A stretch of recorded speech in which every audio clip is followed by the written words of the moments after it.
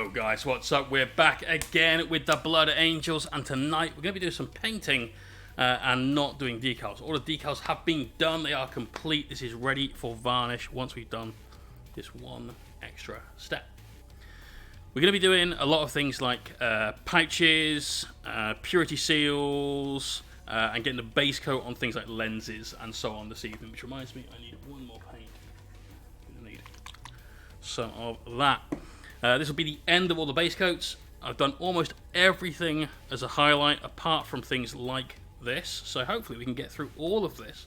And then tomorrow I can start filming some videos for you guys about how to paint faces. Abandon's Lost Arms, thank you very much for that, host. Sorry to hear about your migraine, bro. You go take care. Yeah, take it easy. But yes, hopefully we can get a video recorded for you guys on how to paint faces. Gonna do 5-minute faces. I think anyone that paints miniatures can invest 5 minutes in painting a face. So what we're going to do is going to do a video where we break down some of the elements of how to paint a face, show you the techniques involved, and then get it all done in the space of 5 minutes on a brand new, ready to paint face. So I think that's going to be a good video. And we're going to do a video all about how to paint lenses, all about how to paint things like your computer screens, all that kind of stuff, because we'll have both the bikes and the impulsor to do all of that on. So I can get 2 videos ready for you guys very soon. Very soon. In the chat, we've got Chris Frozin, AJC72, Viking, XDK, Tyran 1986, Abandon's Lost Arms, Puzzles and Cracker, The Kitsune Adventures, Scrublord, Gumbalina, and thank you, Gumbalina, for that host. Happy Sunday to you all. It's been a long day today. My head's been completely thrown out because it appears my phone is American. And for any of you sat there going, what the fuck is Jet on about now? At 2 o'clock in the morning, this morning, the clocks go forward. If you're American. And last night, my phone had a little alert. By the way, clocks go forward tonight. Just be aware of that. I'm like, damn. This sneaks up on me every year. How do I never get ahead of this shit? Thank you, phone, for reminding me.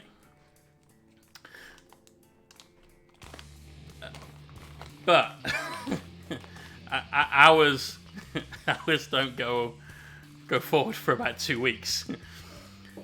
And so I woke up this morning and I'm like, oh, what time is it? I looked at my clock, 7:30.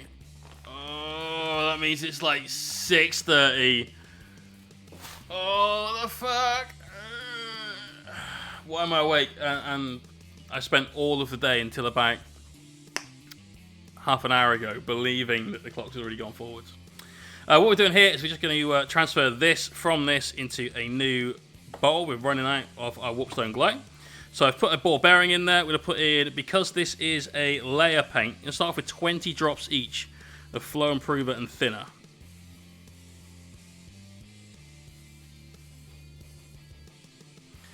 With base paints, you might need to use a little bit more.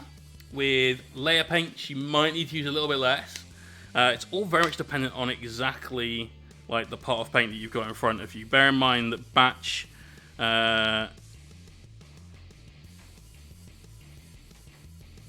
batches do vary, and so you might end up with something that is very different to the last paint that you bought. Des, thank you for that, host. Stu Redacted, thank you as well. And the Crooked Grin, you guys are all absolute superstars. Crooked Grin, not a problem, bro, and I really appreciate that. Thank you very, very much. Stu Redacted, how you doing? Ichu, what up, dude? It's been 365 days of State of Alarm here. Jesus.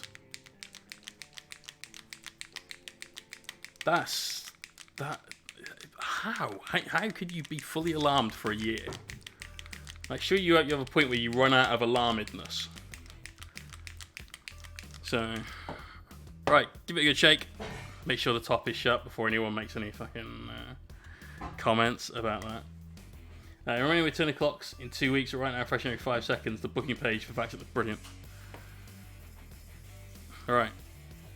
Funnel in the top, and then paint into funnel.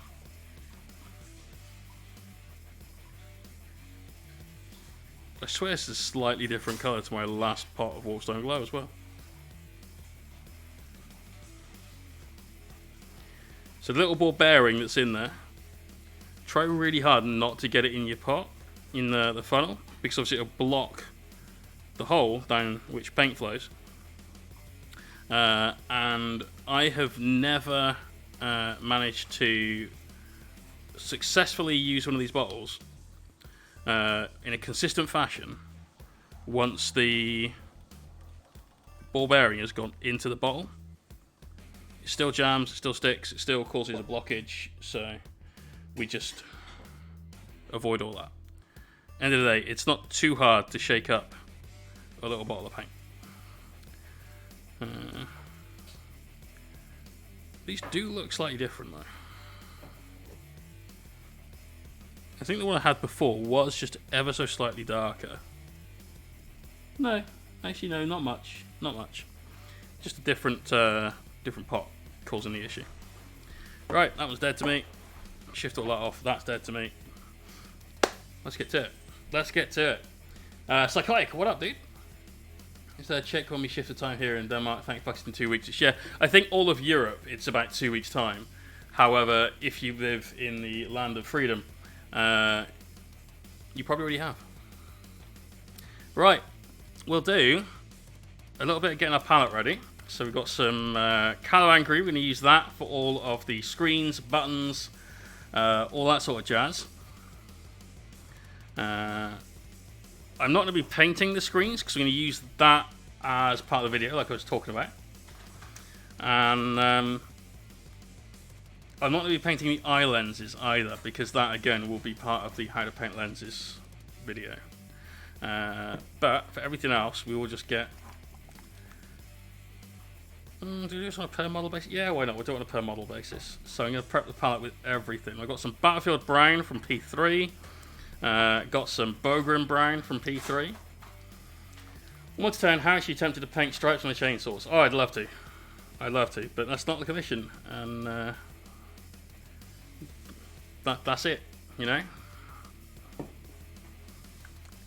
little bit of yellow for a highlight to go with our Warpstone Glow on the Purity Seals. And then we'll come back and do all the Purity Seals at the end. So, on the bikes, first things first, let's grab some water on the palette. That'll be a good one. SJ, what up, man?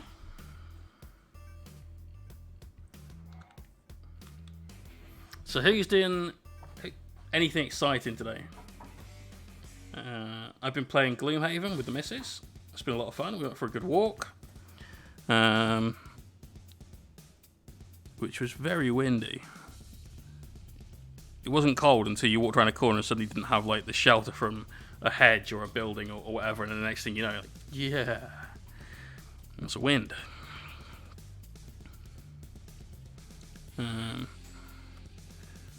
Had some relatively exciting news today. The Gibraltar GT, which is the SM Battle Report's second grand tournament, has been pushed back to probably July, but they should be getting the go-ahead to do it in July.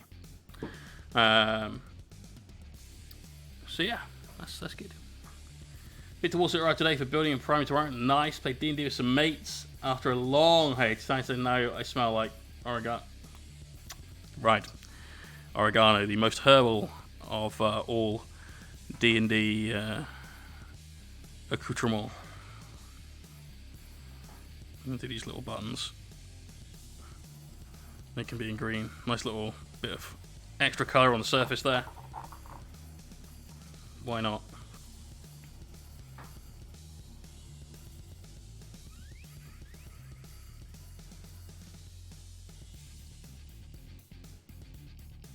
I've never been one to enjoy oregano.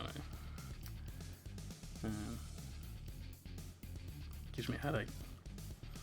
Finish making a custom base master plus mold for my Filing Primaris collection. Nice. Other than that, adulting. Brilliant. Sergeant Rolf, good luck, dude. Good luck. Keep that progress going, you know. Before you know it, we're back on the tournament train.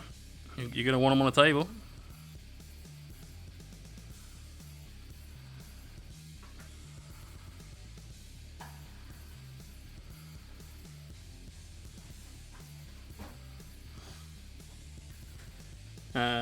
Been painting quite a bit. I made a lactose-free lasagna. Hi. Okay.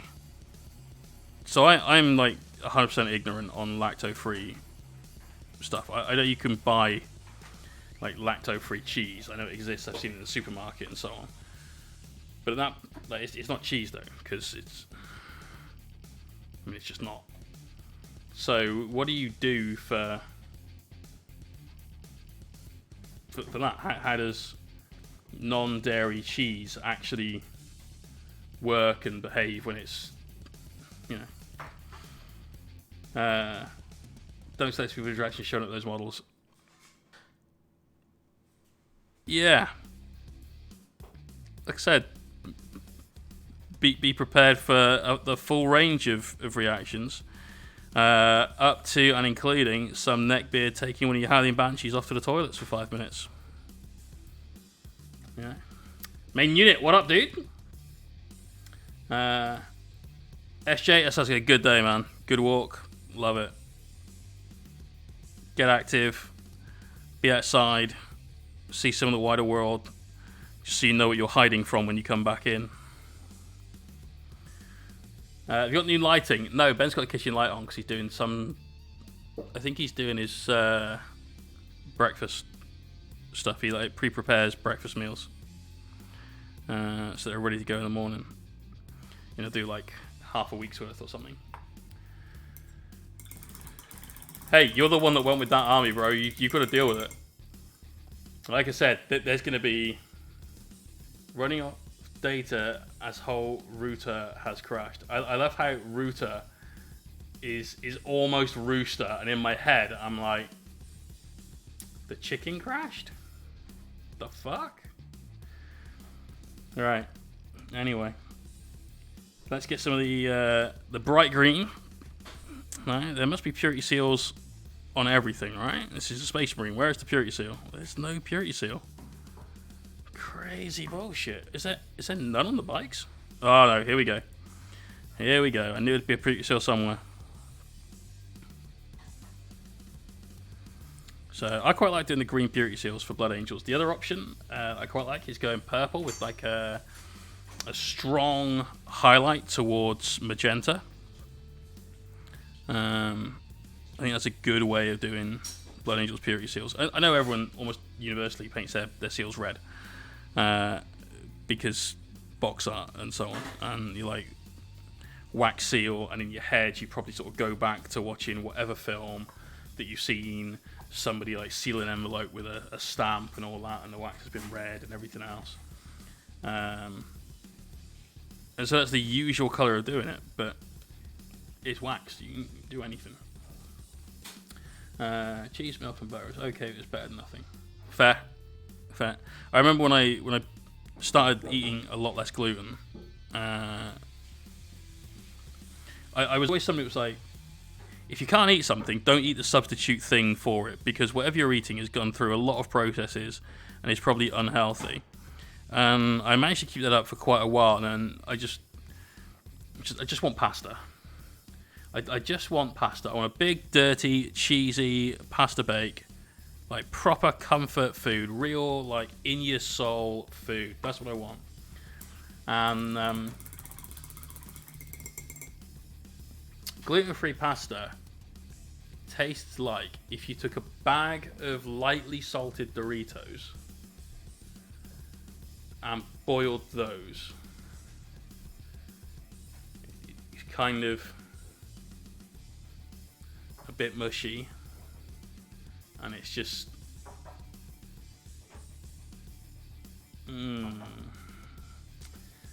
So, yes, because Timmy runs everything off a rooster. Timmy might run everything off a rooster. We don't know. what do all signs point to, Timmy? But yeah. Yeah, ice cream tastes okay, so my mum uses it all the time. The food she cooks and cakes she makes are still good. It's a cake. It's not going to be good. It's not going to be bad, sorry. I said good? It's going to be good. Right.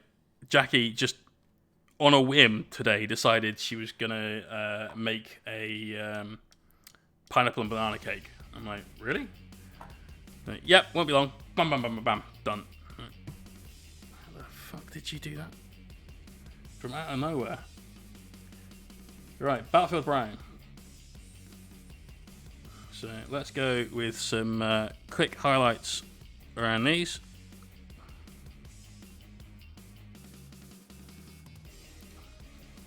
And it's a great opportunity to grab these tweezers and extract this meat pair. Why would you go with gluten-free pasta if you're not allergic? So I went through a period where I was quite intolerant to gluten.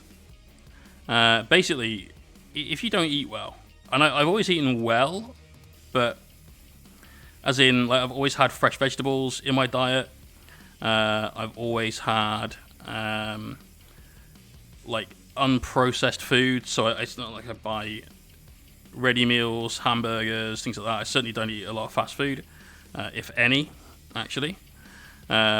Like ordering a pizza is about as close as I get to fast food, and that's it, right? So I eat a decent diet is what I'm getting at. But if you like overindulge on gluten, and I love bread, so was quite obviously doing that. Your body's like bacteria, the bacteria in your stomach will essentially reject it. They get out of balance, and you get too many bad bacteria, not enough good bacteria. And obviously, you've got options with those like fucking yogurt drinks and stuff to try and help address an imbalance, but they don't really do anything. And there's other things that you can do to help address an imbalance, but really the best thing to do is to just sort your life out a bit and change your diet a little. So I cut out all sources of gluten for several months. And I felt fine, it felt better. I stopped having the problem I was having. This was good. And then I'd occasionally, and I mean like actually rarely, not occasionally, would have a loaf of gluten-free bread just so I could have a couple of slices of toast or just a sandwich. And I would only do that maybe once every 6 weeks or so. Just because just something simple, like just a cheese sandwich. So, fantastic. And so yeah, that was like, I just want this thing. That's it. Right, going to make a quick mix of Battlefield Brown and Bogrim Brown now, which we're going to use for another highlight pass on all of those whatchamacallits, holsters, bat belt, utility belt, pouches, whatever.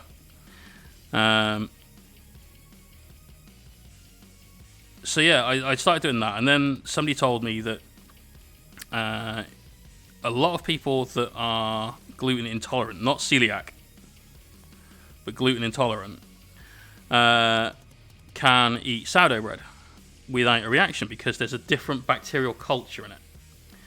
And that's why I started baking bread, and that's why you saw in the whip the other day my loaf of bread. But now I make a loaf of sourdough every week. That lasts me for a week. Tastes fucking great as well. That is a damn tasty loaf of bread. The hard part about making your own bread, as anyone that makes their own bread will know, is when you take it out of the oven, you're like, right, I can't eat that for the next couple of hours, so I'm just going to leave it on the countertop, which is literally right in front of where I paint, and just enjoy the smell of that delicious, I want to eat bread. And that's the tough part about making your own bread.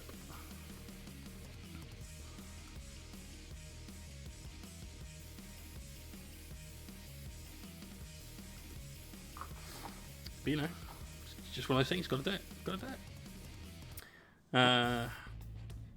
Gluten is a protein. I mean, probably, if you break it down. I have no idea. I don't know the science of any of that shit. But I know gluten exists in wheat. And wheat is definitely not a protein, as in, like, its main thing, but it may contain protein. Damn it, there was a purity seal here. I knew there'd be one. I knew it. I knew it.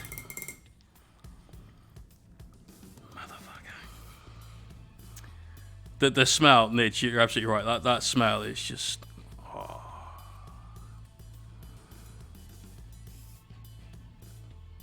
Yeah, well worth the effort, well worth the time. And because it's sourdough and I made my own starter for it nearly a year ago. Actually, no, this was the second one. This one would have been April. I've had this starter since April. I made one and I just couldn't balance it right. I couldn't get it to rise correctly, and I couldn't stop it from having like alcohol build up in it, which is not what you want. Right, something's wrong. We're just going to scrap it and start again. So, psychotic. No, I use a. So I've got a couple of Le Creuset pots. Not because I'm like big and fancy, but because my parents live in France and they can quite frequently find them at brocantes. A brocante is like a car boot sale, but kind of a more friendly local thing than what we would have over here. And they're usually like a little bit meh, and a little bit like, you know, previously loved. But I've got a Le Creuset crock pot that I use, so a big, you know, big sized one. I use that to bake my bread, so it's like a Dutch oven, and that's really solid. So I don't need to worry about the tray of water and things like that. I could just use that, and that will steam the bread inside it. And I bake it in there for 35 minutes. Take it out of there. Mr. Chilmore, how you doing? I have I've packaged your winnings, and they'll go out with the rest of them tomorrow morning. Thank you for getting in touch. Still got 1, 2, 3 people's address that I'm waiting for. 4 people's address that I'm waiting for. Splinter Brush Studio, cheers for the follow. Welcome to the stream, man. So yeah, that's how I do it. Matter, I didn't, because if you get alcohol past, I don't think it's as high as 40%, but certainly at 40%, the enzyme in gluten that is the thing that causes the like meh reaction is killed. So apple juice was. So we even discussed this in the stream, and somebody in the stream was like, no, trust me, here's the science. And like, oh, yes. Green seals, absolutely. Is this all like a purpley pink? And we went with this. Somebody suggested black earlier on, and really good suggestion because it does work really well. It pops out a lot. But the reason we didn't go with it is because we've got quite a lot of black on the miniatures already. So you know, need to help break it up, and that little just splash of color there really helps. Right, let's pop the bikes out the way, and then we'll get through the rest of this commission's worth of stuff, and then we'll come back at the end and we'll do all the parchment. So next up on the block is the Infiltrators. That took me a second. Love this guy. This guy is absolutely one of my favourite Marines. This little bit of smoke is just gorgeous. We are a bit bright today.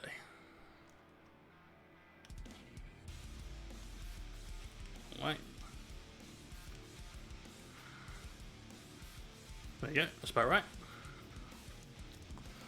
The Dismayer, how you doing? Haven't got any figures, but I will soon. Says the Odyssey's nice, dude. It's a fantastic hobby. Honestly, you'll really enjoy it. Right, Purity Seals.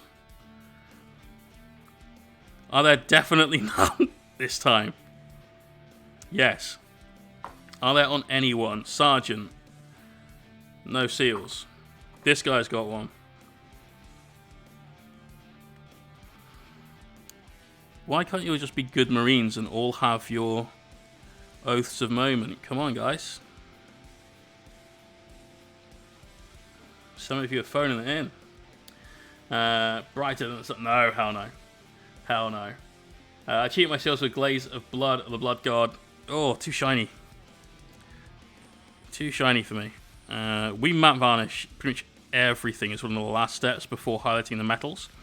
So the only things we haven't done on these Marines yet is get the metal highlights down.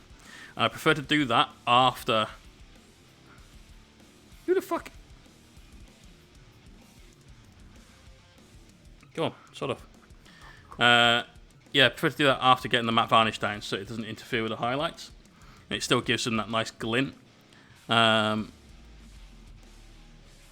as far as purity seals go, I mean, they take seconds. So, no seals, they'd rustle if they were sneaking. Oh, I see. It's like, did you hear that sound? I don't know. What do you think it was? I thought it was the sound of two bits of parchment just gently rubbing together. Oh, no, I couldn't hear that over the clonking great big Space Marine sneaking up behind me. I know Marines have got like noise suppressors built into the armor so they can move stealthily, which I think is one of the most amazing things in all 40k, that you can get this walking tank that's just like Ace Ventura around the battlefield, you know? It's very bright. Could you bring out that wizard? Maybe it'll get a better chance of comparing colours. Bring out that... Right. Right. What the fuck you... Bring out a wizard? There you go. This is what Danny and I are working on his lessons. We've basically just highlighted the legs so far. There you go, mate. Bibbly Bobbly Betty, you have got the most fantastic username. Top notch. Love it. I always use Tester's Dull Coat, and it will take all the shine away. Of things like these decals, which are obviously still shiny, we've put down a micro sol to help remove some of the film there, but there's still that gloss finish to them.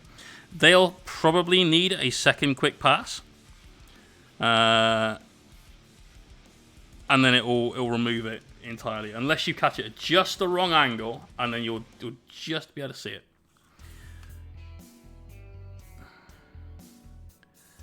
But yeah, Tester's Dull Coat is honestly the absolute best. Big fan of it. Big fan of it. Tilts, what up, bro?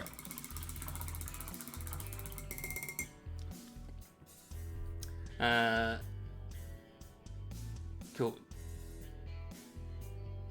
I love it. It looks slow and noisy, but actually, like, yeah, exactly right. Liang, how you doing, bro? It's out of stock everywhere. That's maybe because I have 26 cans of it in the garage. No, I think I'm down to 24. Yeah, 24. Running low. Yeah, Betty, I use it on literally everything. It works over acrylics, works over acrylic inks, works over oils. Just, it contains acetone, which means that you hold your mini here when you spray, and you do not touch any of this part whatsoever at all until it is dry. Tilts, you can try if you like, bro. Right, it's no problem. After I've explained to you the area of your ways at knife point, we'll have a smoke and a beer. And then I'll take you to the hospital.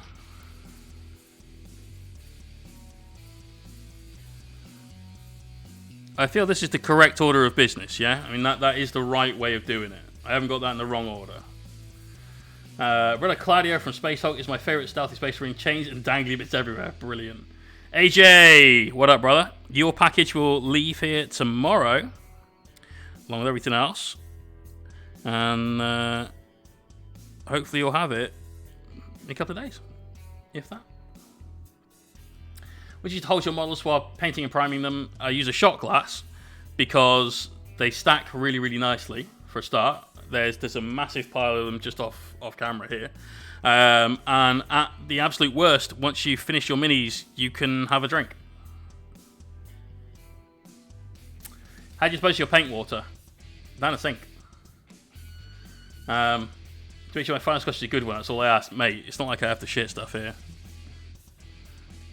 We'll break out the Glenfarclas.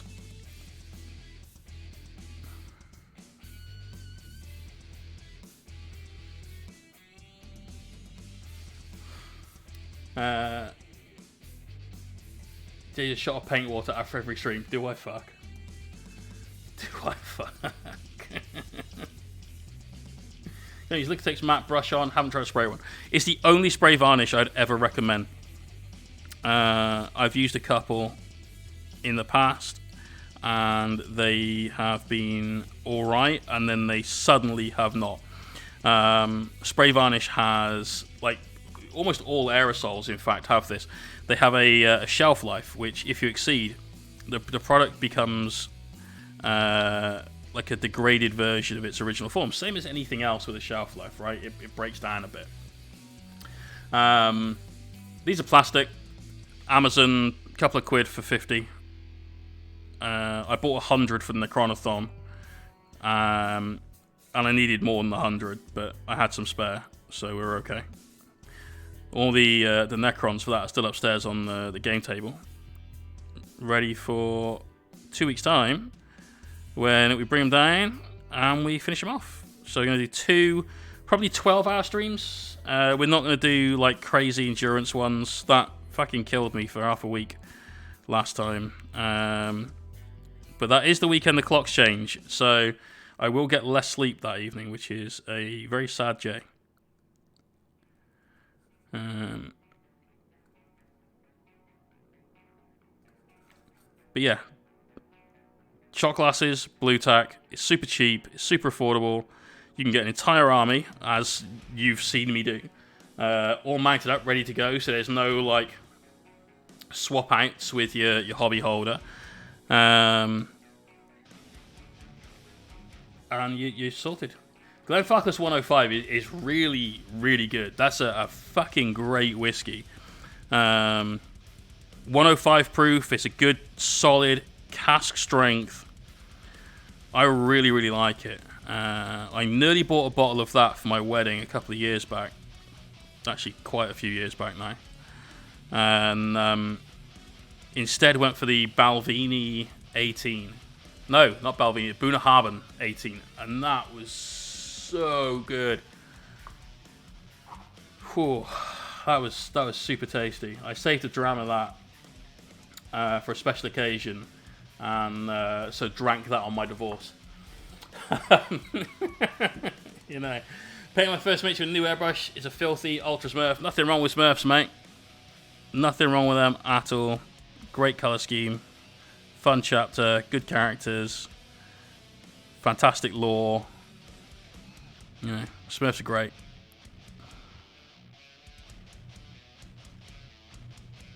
Oh, where did all my viewers go?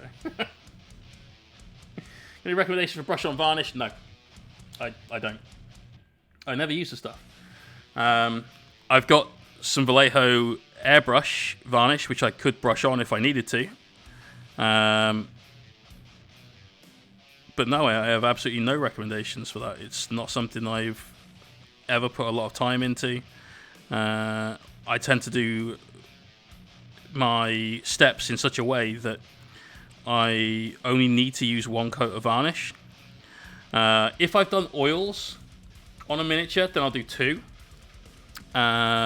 Because there's nothing wrong with getting a varnish on like halfway through your process, right?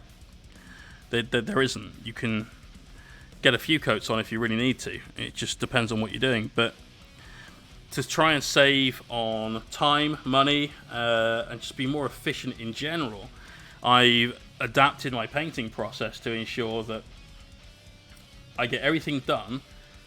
Bam! There's that coat of varnish. And away you go. You just put the finishing touches on. Like, for me, I like to do highlights on the metals afterwards because you just get that extra bit of shine from them. And I keep my highlights very small, so the highlights still only show up in the areas that I want them to be in. But it just gives me that little extra pop, which is nice.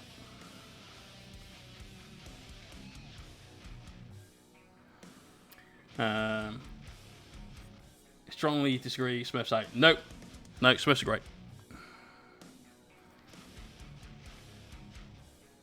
Look at all these hipsters. Like, oh, I hate Ultramarines. Oh, I hated Ultramarines before they were cool. I hated Ultramarines when you saw them in White Dwarf with yellow shoulder pad rims.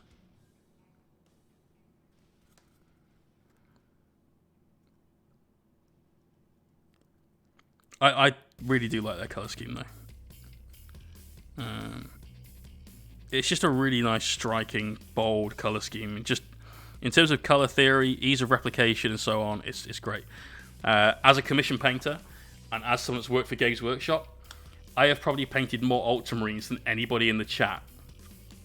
Probably. So yeah. Master Mouse! What up, bro? These pill bottles, I generally don't have good ones in the UK. Yeah, like, I was kind of skinny, right? It's been a long time since I've had a pill bottle. I just remember them being pretty slim. Orc gal here. Orcs are good. We were painting orcs earlier on in the week, and we will be again on Tuesday night. We've got our Shock Jump Dragster that was one of the giveaway prizes from last month. This still needs plenty of work. I fucking love that yellow, though. Like, oh god, I really, really like painting yellow. It's one of those colours that I have a really good way for. And so it's easy and it's very striking. Yeah, post-so I worked for GW for nearly a year. I think it was about 10 months. I know at one point I said 6, and I've been trying to sort of think back. And I know I was there way prior to Battle for Skull Pass coming out. And then I easily worked there for about 6 months prior to Skull Pass. Sorry, like after Skull Pass. And then it was mid-2000s. It was August 2006, I think, that I left GW. So if somebody knows when Skull Pass came out, we can find out exactly when. Nice, Tilts. Get the hang of GIMP program, so an opportunity and took it. Nice. Can't have been 2008. It can't be. Strata, I got models by weight.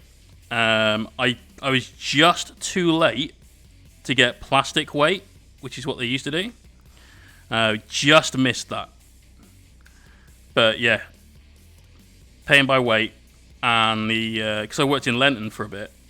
So Lenton is GWHQ, and I basically got sequestered there for a couple of months to help out painting. This is before GW had like a proper army painting team. So now they have, it used to be a team of 2 guys. I know one of them quite well, actually. And they used to have 2 guys that would paint all of the massive display boards. So you know when you go to like the exhibition at Warhammer World, and you see this table, and there's like 500 Space Marines or whatever there. They used to do the majority of that kind of thing. And they did all of the scenery that you'd see in all like the big like showcase spaces as well. So they used to literally open up pots of paint, except the pots of paint weren't pots of paint. They were like the pot of paint that Dulux would sell you to paint your front room. They used to open up tubs of that, of like Agrax, and just dip and flick, dip and flick, dip and flick, and that's how they'd get through trees and stuff. But prior to GW having a team like that, they used to basically just grab people from different stores that could paint and just say, look, we need you at head office for a couple of days or a couple of weeks, or in my case it was a little longer. We've got XYZ that you need to do. They'd normally put you up in a Travelodge just around the corner from Monday through to Friday, and you'd fuck off home for your weekend. And I painted about 200 Goth Orc boys with checkered shoulder pads that all had to be perfect. So we got really good at painting checks.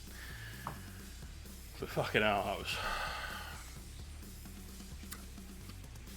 Did they do a huge split 100 Assassinized? Probably bits of it, mate. Yeah.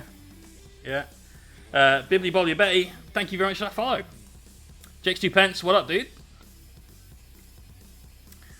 But yeah, when you're a GW staff member, after you pass probation, if you were in Lenton, you could go into the mail order room and just say, can I just grab one of them buckets?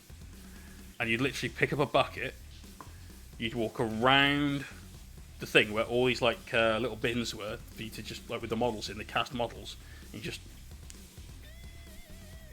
chuck them all in. There you go, here's what I want, put it on the scales, it's that much. Jack Curtis, cheers for the follow. An A-Cold, 11 months, dude! Bro, so close. So close to getting them hazard stripes. Congrats. It's 2009 for Scott Pass, was it really? I swear I started working for HSBC.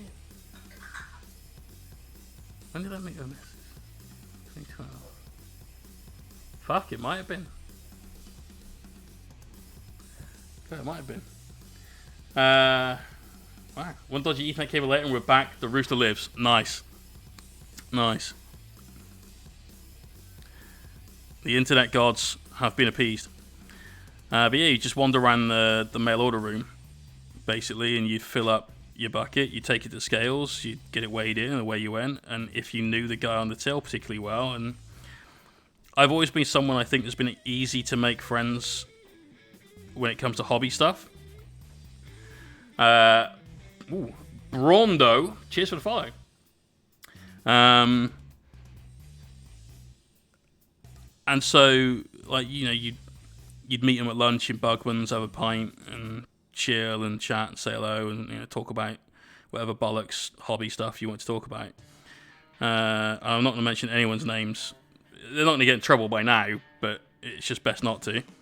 But there was one guy that for a pint would do like the opposite of putting his thumb on the scales, and he'd just like grab the bucket and lift slightly, and like call it 17 quid. You know, like, shelf price of that is about £200. I mean, you don't need 3 undead zombie dragons, but you do want. So, you know. Oh god, it had so much Vampire Count stuff. I did get almost all of it painted by the time I'd finished. There were a few bits that weren't. But yeah, they were a cool army back in the day. Speaking of cool stuff, GW preview this weekend. And next weekend, pre-order for Book of Rust. Hopefully, bit of fingers crossed, we're getting some new. I just want new weapon profiles. I'm not worried about new data sheets for Knights. I'm really not. Psychotic, peace out, man. Don't need new profiles for Knights. No new data sheets. That's fine. I can wait for a codex. We're okay. Dear God, please just give me some fucking updated weapon profiles. Drakari next week. Drakari, hey man, I'm all about that. You don't need a new model range. You guys have got some amazing, amazing stuff. So anyone's whinging like, oh, we're only getting the new Lilith and she's fat. I mean, just get over it. Some of your model range might be 20 years old. And I think that's actually accurate with your Tyranid Warriors. But they still look fucking great. Still look great. You get an AdMech Codex enactment. I'm not sure. I know there's an AdMech model, but that might just be, here's a new AdMech character. His rules are in the Book of Rust. The only thing that's making me think that might not be accurate is on the Book of Rust contents page, which has been previewed, there's nothing, there's like a data sheet. So, AdMech Lieutenant, it could be. That seems to be their new thing, right? Who knows? Yeah, I use inks. Use them quite a lot, to be honest, mate. It depends on what I'm doing. Some projects require ink, some projects don't. Just trying to think if I've used any on this. I don't think I have. I don't think I've needed to. But it's entirely like mini dependent, color scheme dependent, all that sort of stuff. I use white ink a lot. Updated date sheets and boxes for AdMech 2 have been seen. Nice. Nice. Any new weapon profiles? Like, see, this is the thing I'm really... Like, the Knights are tough. We can take a kicking. And we maybe should be tougher with some of the newer kit that's coming out. But whatever, right? Anti-tank is meant to kill the big things. We are big things, so anti-tank should still kill us. But the issue I'm having is that I can't kill stuff as quickly as I used to be able to. And that's kind of what the army is about. We don't really hold objectives very well. We don't really have much luck when it comes to maneuvering around the board. But I'd really like it if we had maybe damage 3 stomps, D6 plus 4 thermal cannons with slightly less variable shots, and so on. That would be really good. Sitting around in the train room, I came across some Warlord Games Dad's Army figures. Holy shit! Really? Timmy, sure. Probably. Maybe. Depends on the favour. Drop my pitch in the whip for later. Very happy to terminate a chaplain after your tips. Also attempted to apply until I pronounced chaplain 2. When Judicia character left. Nice, dude. Nice. Trade Garden Dark Mech. Gaming Stuka, I'd love it if they did Dark Mech, but Angry Hobbit Gaming! Hey. Cheers, bro. Thank you for the raid. How was your stream? What were you up to? Everyone, if you're not already following these guys, why? Click the shout out that Jaeger's put in the chat. Press the follow button. It's all good. It's all good. Tilts, yes. During finding a hobby storage case for my notes, can you maybe take a photo of yours and post it up? No, because there's not really much point. I use the KR multi-case and get ready to drop more money than I've spent on any part of my airbrush setup. I use a KR multi-case. It's the 2... Oh, fuck. It carries 3 KRU. I'll have to just find it on the website, bro. I'll find it and I keep answering a Gaming Stuka's question. Or at least comment. I'd like it if they did... KR is a share price. If they did it properly. Like, really, really did it properly. Because what I don't want it to be is like, here's a new book and a reskin for AdMech. Here's a reskin for Guard. I don't want that at all. AL 3. Or was it a 4? I think it was a 3. Dude! Thank you very much, man. Really appreciate that sub, brother. Really, really do. Thank you. Thank you, thank you. Says, hello mate, just finishing off the Trogs and taking a break from the Gargantuan Squig off. Nice. What a fucking mini that thing is though. Right, that's the case I've got, Toonie Sprues. And it is not cheap. Like, I think it's about 140 quid. I then got some custom trays for it to fit knights. And yeah. If you just want it for storage, buy the cardboard ones. If you want to take to events on a plane, like I do, then buy that. Gunbleeder, yeah, probably, and you do like mortal wounds in combat. That would be it. Well done, your chaos. You eat their machine spirits, and then you spit lightning and crap thunder. You know, Dreadfear, what up, dude? Viking, it's not that bad. It's not amazing because the tray system is not good on the website, but it's not terrible. Like, you get used to it pretty quick. It's not right that you have to get used to it. I'm not like fully defending it or anything, but I've seen worse. I've seen a lot worse. I mean, what's up? We're painting some Blood Angels. And we're talking hobby. This is kind of the standard, to be honest, bro. It's just what we do. It's how we roll. So we're getting through a load of little details on our Blood Angels commission. So we're doing things like all of the pouches, doing all the purity seals. And after we've done all of the other details, we'll come back in and actually do the parchment on everything that's got a purity seal all at once. So there's like, is it 28 Marines or something to do? That's not so bad. Thank you for the host, bro. Angry Hobbit, you take care, man. Thank you for the raid again. Really appreciate it. Thank you for the sub. And remember, guys, if you're not already, do please give these guys a follow. Follows are free, which is a very commonly said phrase on Twitch, but it's said for a reason, right? Show some love. Petty case. Yeah, petty cases work, and that's great. But my issue is that I needed a case that could fit 4 full-size knights easily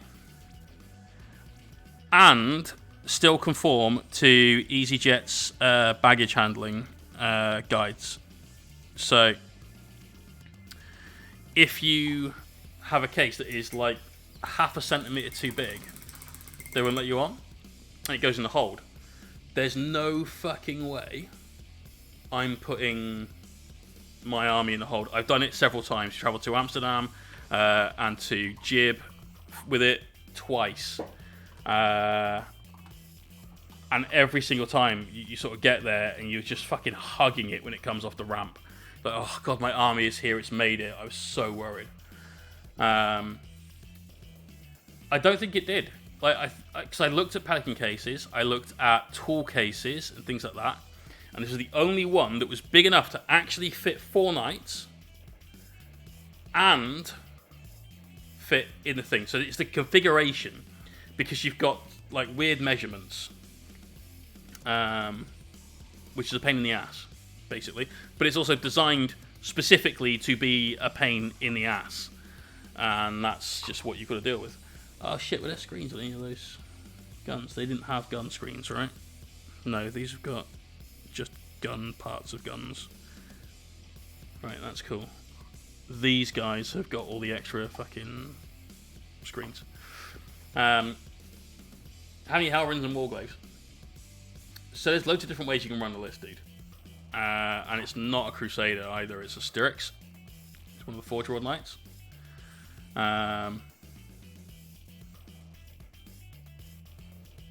if I'm honest, almost all of them are Warglaves. My own version of the list, which I feel is better, has 2 Moirax Knights from Forge World with the Graviton guns. Hey! Cheers, bro! Thank you to cheer, SJ. Much love, bro. Thank you very, very much. Get a little bit of hype in the stream if you can, please, guys. Thank Mr. Peters for his generosity.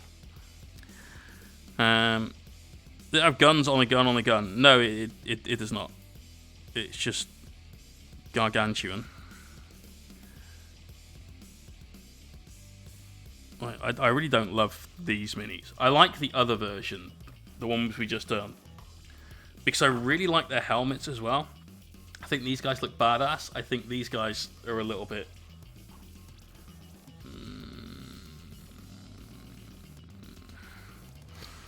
yeah, it's a design choice. You know, if they went with it, I would have gone a different way. But again, I prefer minis to wear their helmets in battle. So yeah. But tilts, essentially the list is a Styrax, because it already has a invulnerable save in combat, so it saves you having 1 relic you can use better. It is 9 Warglaves and 2 Moirax Knights with Graviton. It fits into 1 super heavy detachment, and you take both of the traits that buff the Warglaves. One of them is the one where you can either fall back and shoot or fall back and charge, and I can never remember the old one. Sorry, the other one.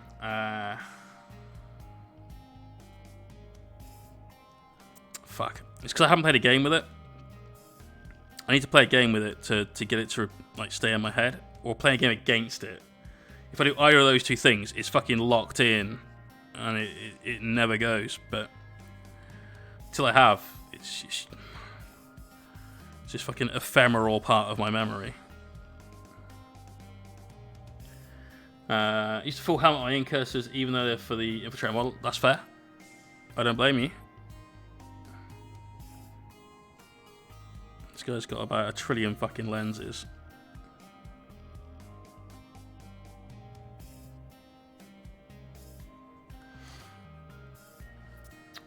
Just check to the Petty 56 is literally 1 set of 2 tools. Yeah, there you go.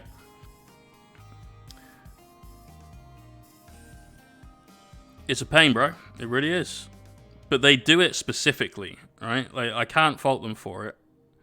It's to ensure that you can't put a case that's slightly too big on, and so they can maximize their overhead storage space.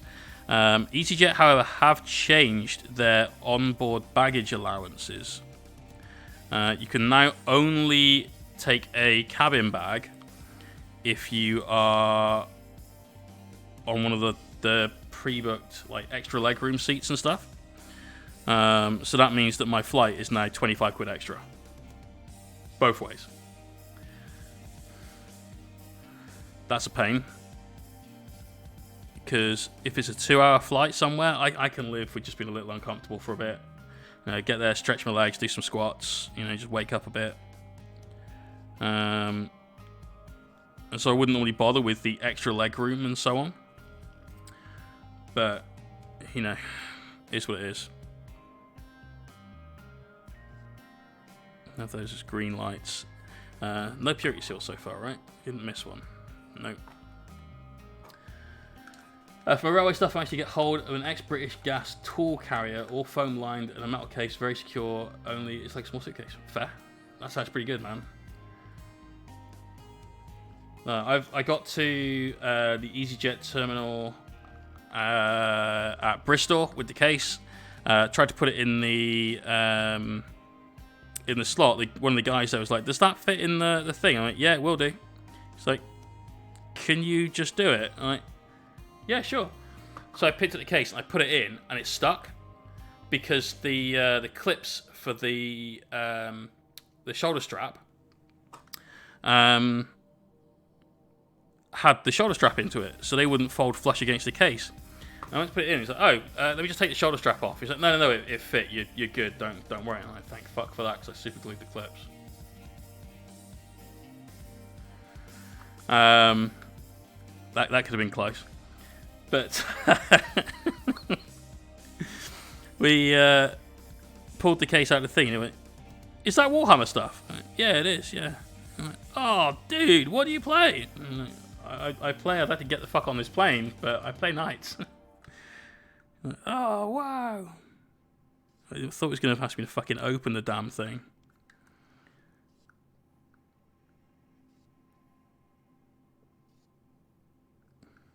But yeah, if anyone is going to a tournament overseas, whether it's something massive like the LVO or something slightly smaller scale like a GT somewhere, and there's some great, for anyone that's based in the UK, there are some amazing tournaments out there that are in a different country. The Alliance Open in the Netherlands is a phenomenal tournament. Really had a lot of fun last year. It was in Amsterdam. It's in Utrecht this year. I'm looking forward to it. That's in November. Malmo is meant to be really, really good for a 40k tournament. And I've been to Malmo, but many, many, many years ago when I was out of the hobby, we had like a Warcraft guild meetup in Sweden. And Malmo was where one of the guys in the guild lived, and he hosted us all at his place for a barbecue, and Yuri knows how to fucking cook. God damn, that man knows his way around a barbecue. So Malmo's a good one. SN GT, so good. Brett, what up, bro? How you doing, man? Yeah, the SNGT was a lot of fun last time round, and they reckon that will be in July, as long as everything goes well, and we don't end up with like super giga coronavirus. So, fingers crossed we missed his Cyclops glasses. But yeah, looking forward to that in July. Hopefully. I'm actually slightly selfishly hoping it's going to get pushed just a little bit to August, because then I know my missus will be off work and she can come as well. Because she's never left the country. She never left the UK. She's been like Scotland and Wales, but never been on like a real proper holiday. And she'd love Gibraltar. It's fun. It's cool. So hopefully she can come for that.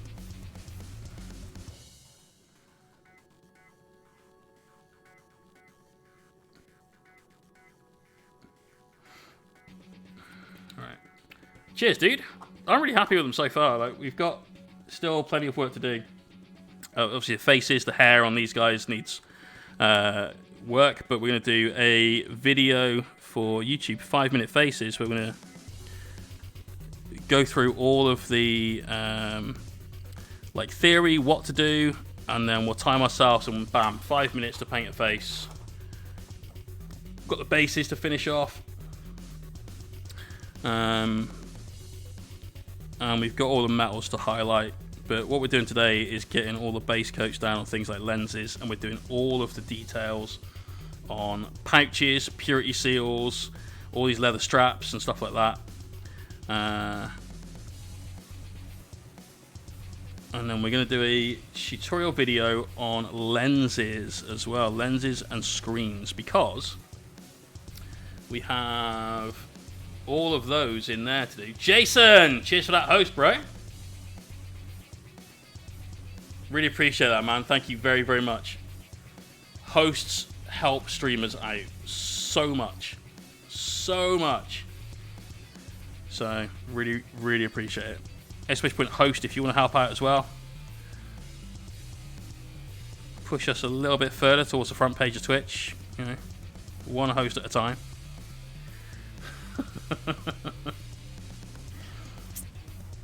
Yeah, Brett's been out to Jib. He's done No Retreat. He's done the Alliance Open. Tell us about your international tournaments. What did you enjoy about them? What didn't you enjoy about them? How you actually get in that thing? I fit 4 big knights, fully magnetized, all their weapons in one of the top sheets, and I currently, instead of fitting 4 big knights in it, fit 3 big knights and then 3 Helverins. So my 3 and 3 list. Cheers for that, host Tilts and Spencer Paints Warhammer. Right. Patches, no, but leather straps. And no purity seals on any of these boys. Are they even really Space Marines? Don't know. Don't know. These are the multi-part kit as well, so that's like the one place I'd expect to see all that sort of shit.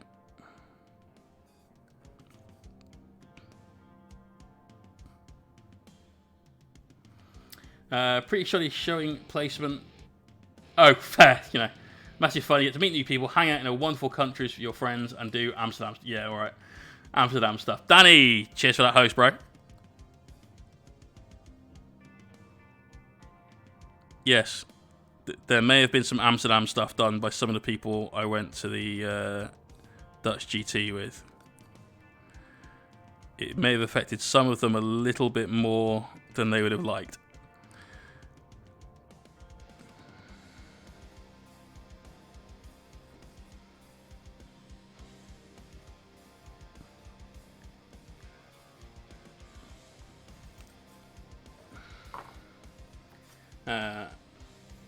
If anyone gets a chance for overseas toys, get involved. Absolutely. I'm going to ensure that every single Marine in my army has at least 1 purity seal. Nice.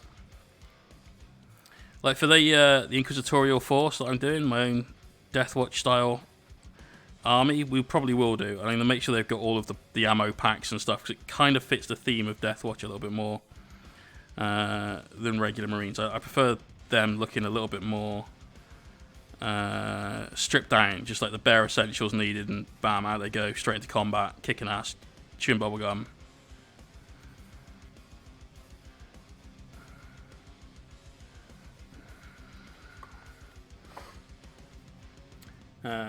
You remember the story? No, you don't remember what I was talking about, because I haven't told that on stream, because that would be somebody else's story. So, you know. Let down patch for my Marines. Actually having patches that can fit on a model. Fair.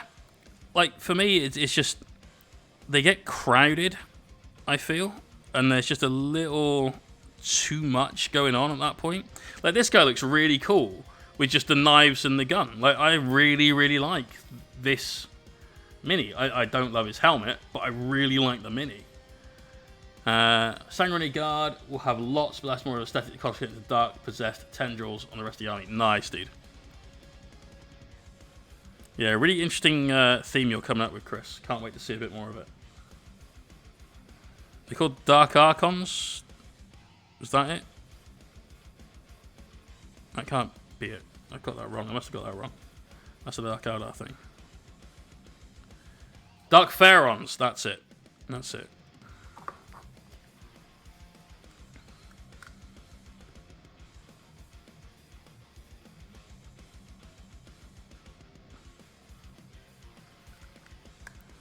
Yeah. Good luck with those, dude. They look cool. What made you decide on the Marine Army? I know you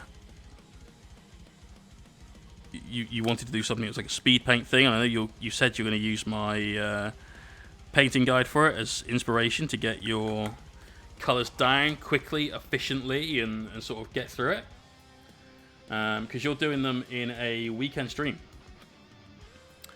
Do you know, have you got a list of what you're painting in that length of time? I must 40 games in my area get too competitive, or I'm getting too old. Oh, get too competitive, or I'm getting too old to deal with meta bullshit. That's fair. Like, for me, I want my games to be as competitive as possible. And I don't mean like some very bullshit, obviously playing not in the spirit of the rules game, or even list, where there's like a little bit of a gap in the rules where what is rules as written, which you must always play by, probably isn't what was intended because a thing is broken. And that Black Templar strap we were talking about on a last stream is definitely one of those things that isn't the way the game is meant to work. Therefore, that is broken. It breaks the rules of the game, and is the only reason that Black Templars are in a competitive spot at the moment. So things that abuse stuff like that, I don't really love playing against. But I don't care, because I'm going to play against that sort of thing at a tournament.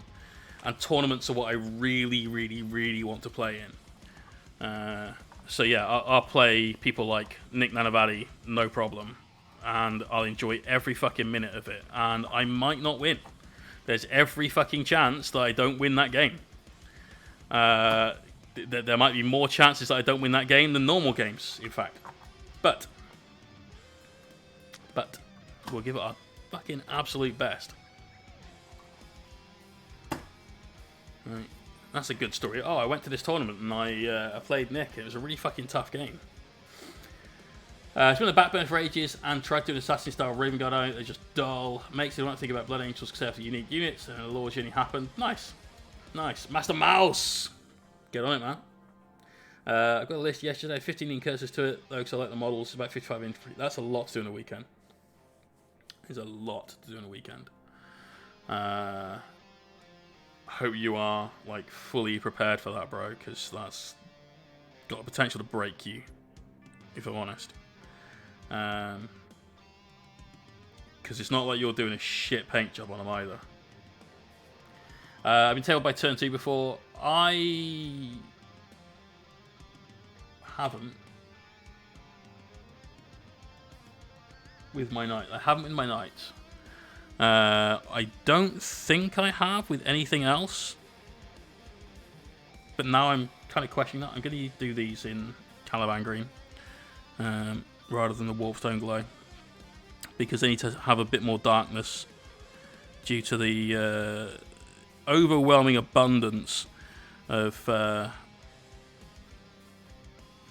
parchment around them. And obviously Mr. Skelly Bobs here is going to get brightened up considerably as well, so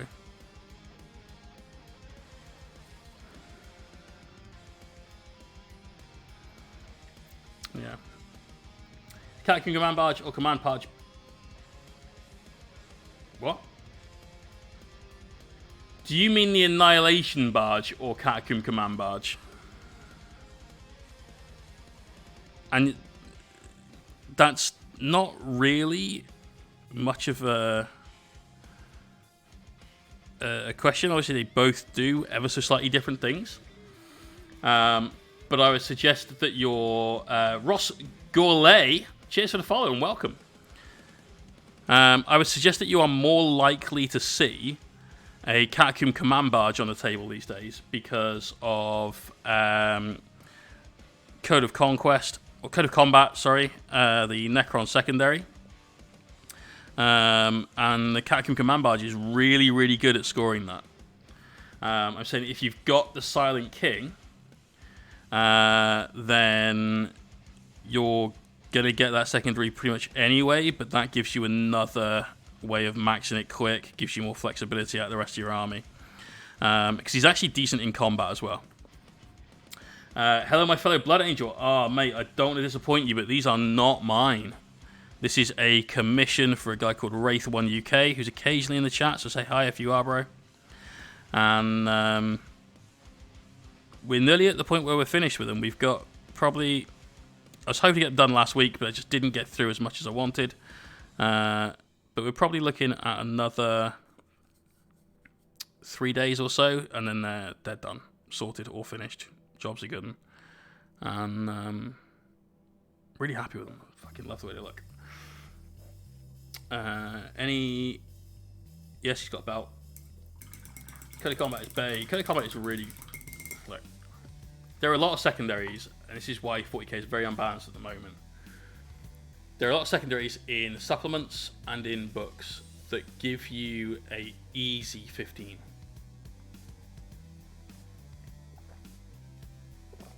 My thoughts on most secondaries is that you can break them down into, this gives me an easy X number of points and a hard Y number of points, right?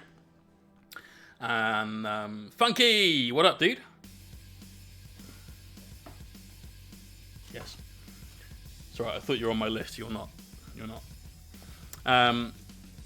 So whenever I look at an opponent's army, I'm immediately sort of breaking that down in my head of what secondary can I take against this. Not like what can I kill against this, though as knights I have no real choice over what I can take. A lot of them have to be kill secondaries.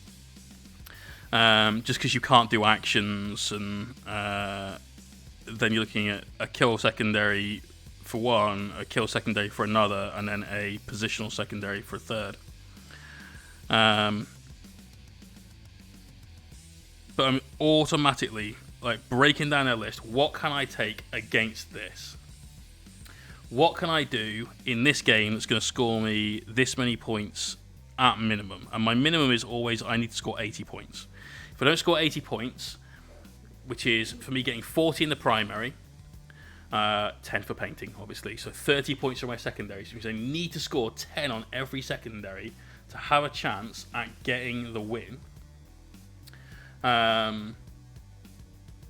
AJ, yeah, I mean, there are ways of stopping you scoring that. And certainly from a Necron player's perspective, there are a couple. For my list, definitely. Because we can't double model count for Obsac, so I can't just swamp it from you. But if I haven't done that by turn, that's where the hair went. If I haven't done that by turn 3, you've got it. But hey, the faction specific ones go from a lot of the rulebook ones and the chapter proof ones being, this is a easy 10 points, a hard 12 for things like engage, depending on your army. Or scramblers. This is 10 points, easy. I can get this because I've got this little tiny unit my opponent can't really screen out. And so I know I've got my 10 points there. Some of the faction specific ones go from that to, this is a easy 13 and a not difficult 15. So, while we start, we fight for knights. You can take it, definitely. But the problem is your opponent scores twice off of every knight they kill, because they're guaranteed to have taken Titan Slayer. I've only played one guy that didn't take Titan Slayer. He went for Big Game Hunter, thinking, I've got more incentive that way to kill your Helverins, and then just didn't shoot my Helverins, which is not the way to play it. That was a very, very, very bad choice. But hey, each their own. But they're going to take Titan Slayer. Every single one of those knights they kill gains them 5 points and costs you 5 points. I know the first one counts as 10, the second one's 12, and so on. But it's still, like, if they kill 3 knights, they get 15 points, you get no points. So for just killing 3 knights, which they want to do anyway, it's a 30-point swing. That's too much. You know. Turn off Obsec and you lose it. Yeah, absolutely. So the mirror, you can't take that in. If you play Dark Angels to Dark Angels and your opponent's got a Librarian, you are not going to score that. Gaming Stuka, they can, because they have Imperium keyword, and so that fits the army. But you're paying 3 command points to have that detachment put in. You're then almost certainly paying another couple of command points for a Warlord trait and a relic on that knight. Otherwise, what's the point in having the knight? And it just becomes a lot. Wow, no Purity Seal, no... Oh, I like this Marine. This guy's got a strap, we've got the base coat. You know, the Rhinox hideout. What do you think a suitable base terrain style would be for... Wait, Jay, what do you think a suitable base terrain style would be good for loyal Death Guard? I'm thinking muddy battlefield.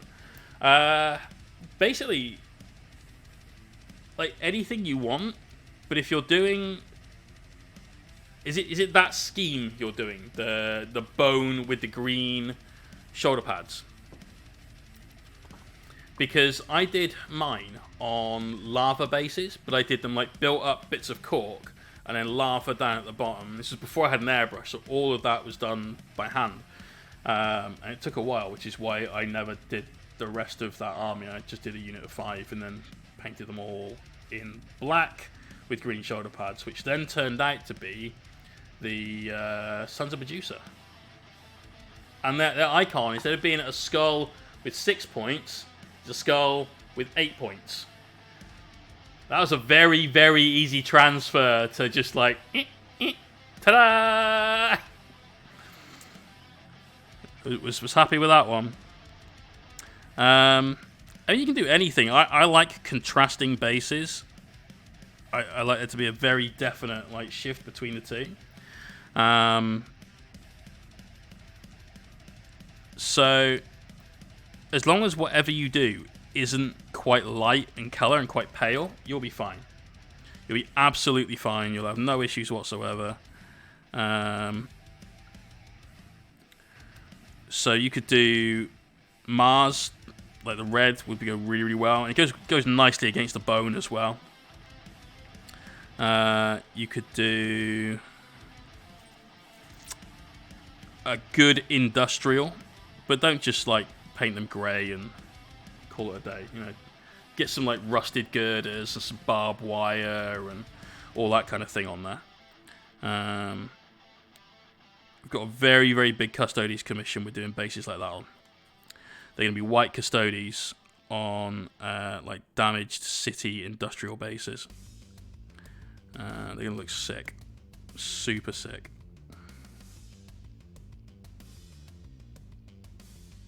They're going to drive me fucking insane painting that much white, but they're going to look sick. Might as well be reddish sand, wouldn't it? Yeah. Yeah, but rather than using reddish sand, like get the sand and get some fine grain sand. So the stuff I use here, plus some pumice and so on. All rival crafts, exclamation point tufts. Oh, we got new commands. We need to have a chat about a new command or a modified command.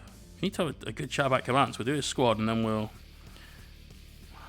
get talking.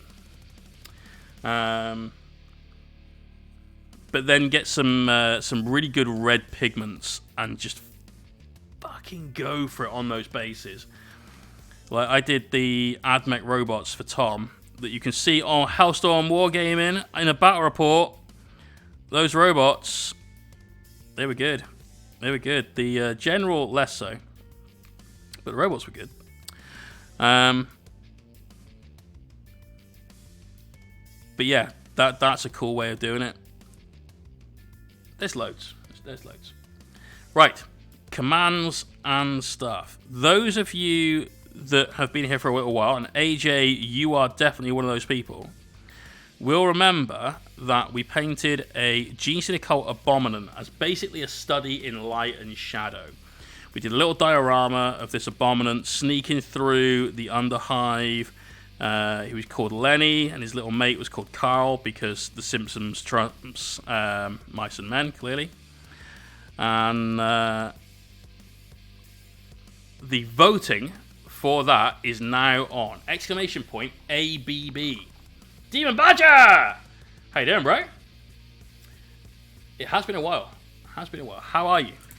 What are you up to? So, in that command, there is 2 links. Okay, 2 links. The first link is to vote. So that goes straight to the vote screen. Or it should do, at least mine tells me I've already voted, so it should do. If you want to read the magazine and have a look at the pictures in there of everybody else's entrance, then click the second link. You can download the PDF and enjoy it. There's some cool shit in there. I haven't had a chance to read through the article that he did with Daniel, and I really want to, because he did one of the winning models for the last Busy Brush Brawl. He got one, and I got another, and I can't remember who the other guy was. He got the monster. I got the character. Unit was Lenny, I think. It was the guy that did the orcs. Fuck. Why can't I remember this? They were really sick. But anyway, let's go. Cheers for the follow. That is one of the 2 commands we need to talk about right now. The second command is more important to you guys than me. That command is important to me because hopefully I can win a prize. Fingers crossed. Too much work, not enough painting. I do too much work painting. I have like the opposite problem. But the other command you guys need to use is !vote, because right now, and for one more week, we have until about this time next week. Already voted for Penny and Carl. Brilliant. Brilliant. Need to log on to Facebook for a second link. Yes, that's right, because they don't have... They had a website, right? I was looking for this the other day. And the reason they don't have a website anymore is because their website was hosted on Squarespace, and I don't think they paid their bill this month because it says domain not claimed. Right. All right. Got it. You made partner yet? Dude, nothing back. Nothing back. No. This is good. Apparently they have a large backlog. Backlog. Rob from Honest Wargame has been waiting like 6 weeks now to hear. So,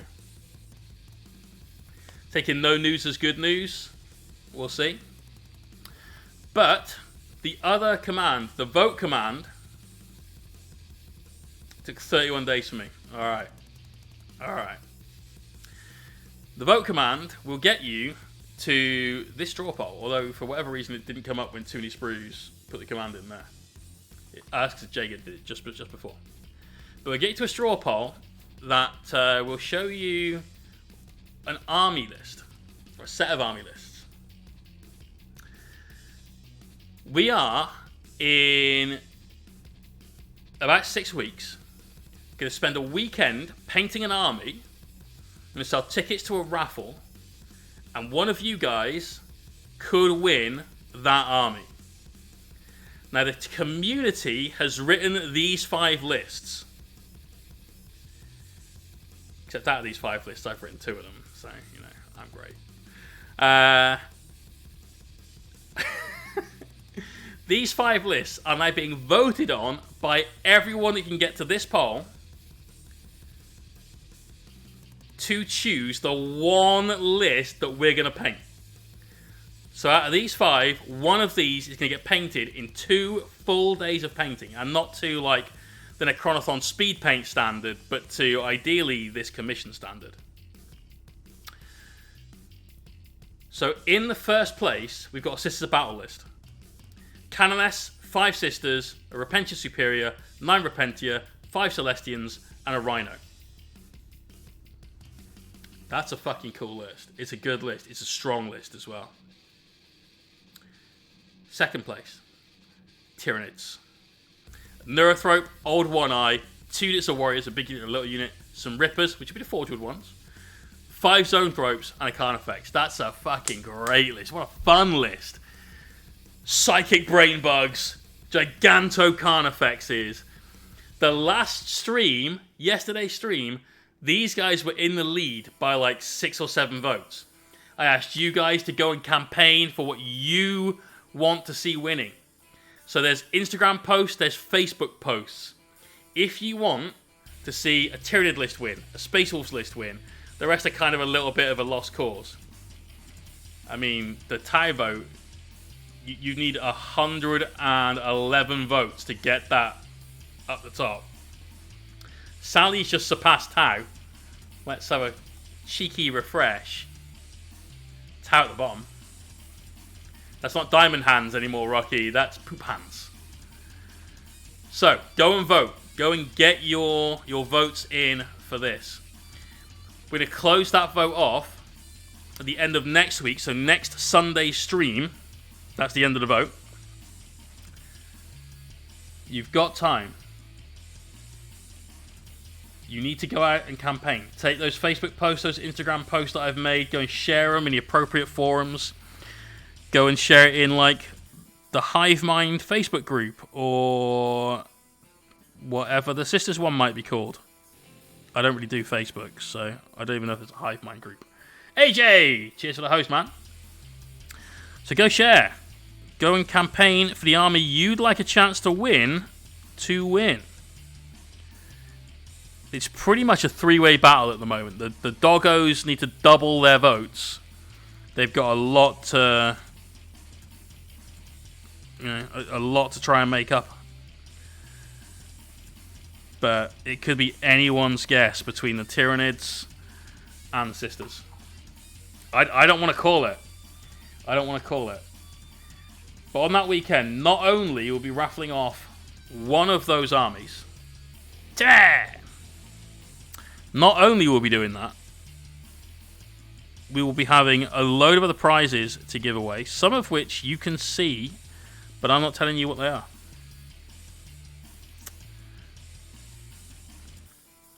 I'm telling you now, though, second place prize is a fucking belter. Absolute belter. It's not as good as first place prize, but it's a fucking good prize. You won't feel sad if you come in second.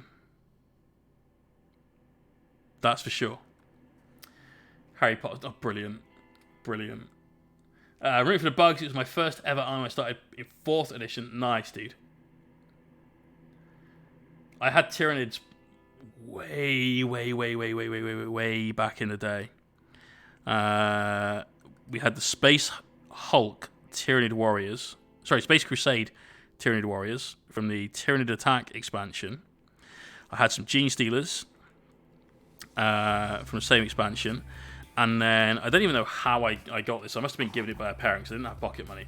Had the Metal Screamer Killer Carnifex that I painted in like a fucking rainbow of colours. It was not easy on the eyes. Had the original Zote, the old metal one with the rifle. Joey, what up, dude? So yeah, we were an old school Nid player. How does the raffle work? AD Lewis. So it will happen during our birthday stream. So that isn't till the end of April. The reason we've got to do all of this beforehand is because I want it to be a community-led giveaway. So these guys have not only chosen what armies, but have written the lists for those armies. And so because you guys are going through all of the planning for it, we've got to start all this now, basically. So at the last weekend of April, which I want to say is the 24th and 25th, we'll be streaming for probably somewhere approaching the high 30s of hours for 2 weeks, for 2 days. So a lot of time sat here working away. And there'll be a website link to a site you can go and buy some tickets. And you will probably have to register for that. But you'll be able to buy tickets that way. We can't do it through Twitch. Well, there's a way we can do it through Twitch. There is a way we can do it through Twitch. Which I'd kind of rather do. Timmy! Cheers, bro. But the only way to do it through Twitch, and I'm very tempted to do it this way, would be to clear everyone's meat balance. Like, literally zero everyone out. And if I'm honest, this is kind of how I would prefer to do it. It's the end of a year. You've had a year to earn your meeps, to spend them on the last stream on the prizes and things like that. And we might bring that forward. But if we zero everyone out, and then for donations through Twitch, you then earn meeps at a higher than normal amount, you can use those then to buy your raffle ticket. So that's an option. And if I'm honest, whilst it's not necessarily the best one for anyone that is sat on a large meeps balance, it is the best one in terms of keeping everything in one place. The only sort of thing about that is, no, the contest can run over more than one day. Yeah, that's fine. The giveaway can keep going. We can just reopen it the following day. So yeah, it's fine.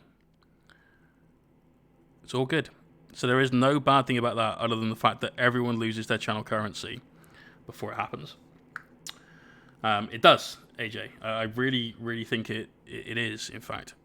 Timmy, that's some epic fucking terrain. That like crash chip is really cool.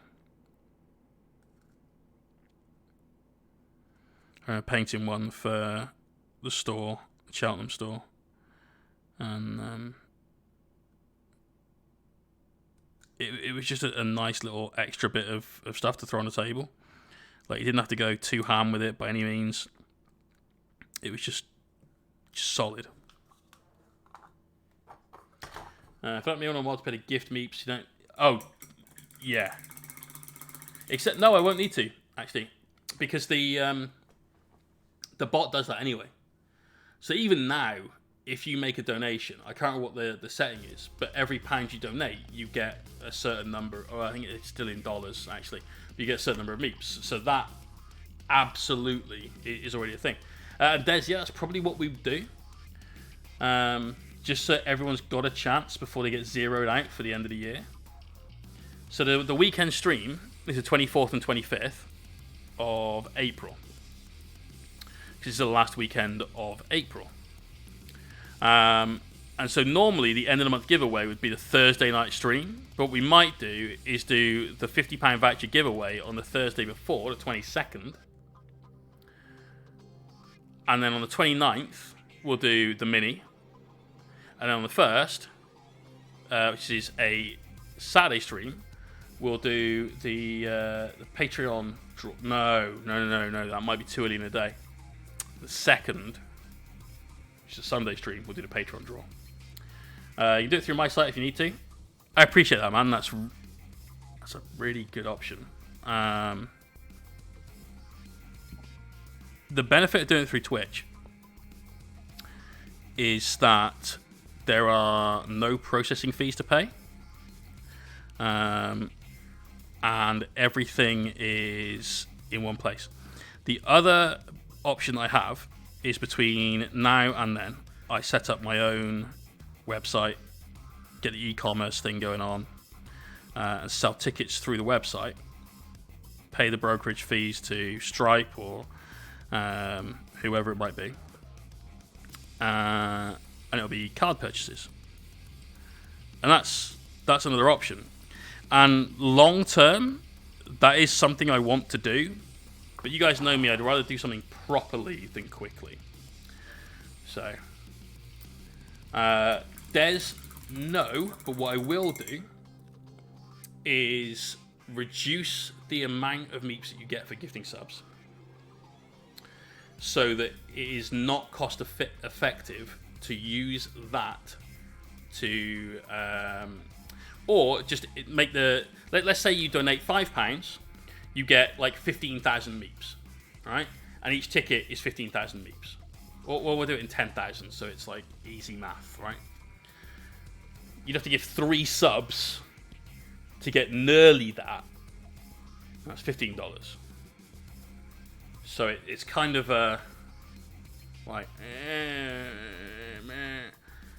yeah.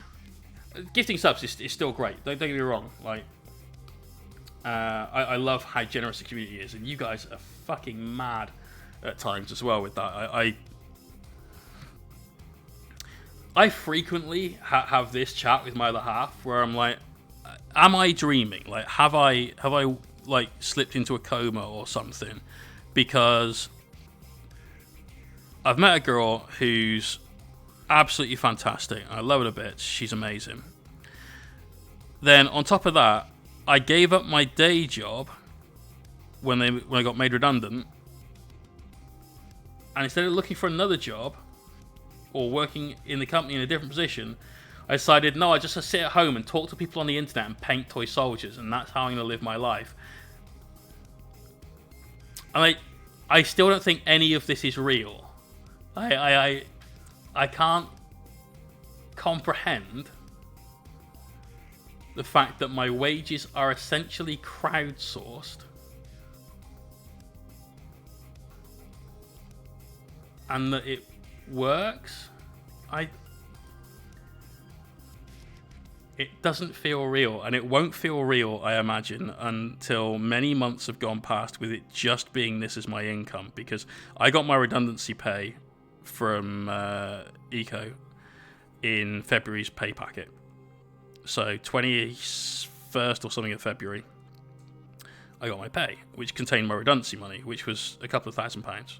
Nothing mad, like just like a month and a half or so's worth of money, which I decided to be extremely adult with, and I spent £2,500 on Games Workshop. Shares, I'd like to point out. not plastic crack.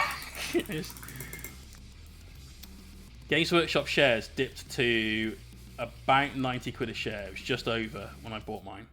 I'm like, this is the time I've been waiting for. I had money to use for it. Because I feel that their share price is probably going to either stay around the level it's at for a while and then go back up to... In fact, currently I think it's just over £100 a share. Basically, in the last week, I've made about 150 quid out of my shares, despite the fact that I haven't done anything, just because I bought them at the right time. And I expect their shares to eventually have a share price of £200 a share, which will double and some my investment. But you know, it's I currently, now that I am self-employed, don't have a company pension. I have many small company pensions that I've accrued over the years working in different jobs, but I don't have anything. So it's time to start like being an adult and doing some investing and stuff. And I basically advertise for Games Workshop every day, so why not? just why not, right? If they can, if in March last year they were 30 quid a share, they're now 100 quid a share. If they can triple their money during a fucking global pandemic, I can't wait for people to go back to like living normal jobs and everything else. And if the share price tanks and I lose a couple of grand, I lose a couple of grand, and that's really bad. But I'll buy back in at 30 quid a share if that's what they do, and I'll fucking hold them. Diamond hands, you know. Maybe around here for a few months, but I'm so glad I got recommended. You're such an amazing community. I'd be part of it. If you provide some stories, the community is the amazing part of it. I'm this fucking weirdo on the internet that tells stories about horrible events happening at tournaments. Wolf, you're too sweet. Thank you very much. Let's get dividends. Yeah, I don't think the dividends are much though. It's like I might make 30 quid a year out of my dividends. That's pittance. But I'm a Games Workshop shareholder, and I have a say in what the company does, and so I demand thermal cannons be D3 plus 3 shots and D6 plus 4 damage. No fucking way. There's a blast from the past there. Kiro. Jesus, dude. How are you doing? Donna-chan, you're right. The chat definitely helps. The chat kept me sane throughout lockdown. Like, I'm not kidding. Without you guys, it would have been a whole different fucking experience. If anyone here is into things like first-person shooters on the internet, give Kiro a follow. I'm not a 12-year-old, and so I can't react at the speed that most gamers that play those games can. I lost my fucking reaction speed to that sort of thing many years ago. But I've watched a couple of his clips on Instagram and stuff, you know. How the fuck did you hit that guy in the head from that distance without looking down your rifle? What the fuck is this?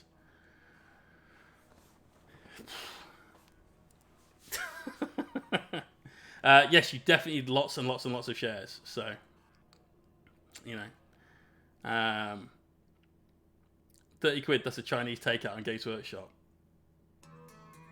That is a solid point. That's a solid point. I like this. This is now we're talking logic that I can comprehend properly. Right, just mix up a little bit more of the highlight color for the patches and stuff. We've got the Eradicators and a Lieutenant left to do. Hey, we're getting through this. This is good. We've got the Purity Seals to highlight on this, the green bit. But yeah, it's good. It's good. But thank you for the kind words, guys. I really, really appreciate it. So, cheers.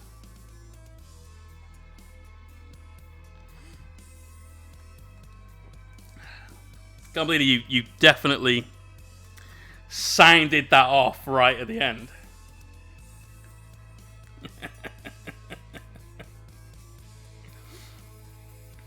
Jaeger, you're an integral part of the community.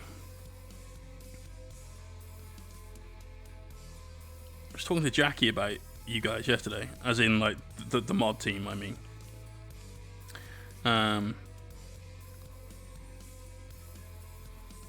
You guys help me out a lot.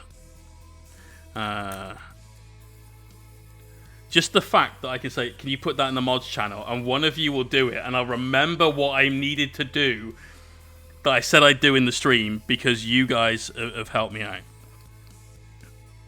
Like, fucking superstars.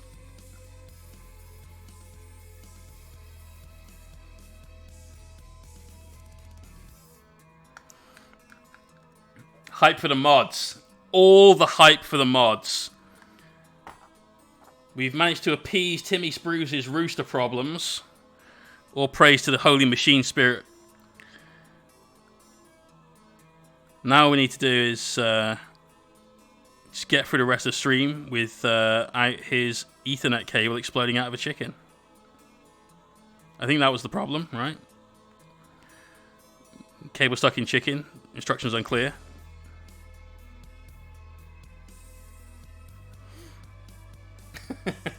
You get one takeout, they get to pay for a company party the amount of money you spent. Yeah.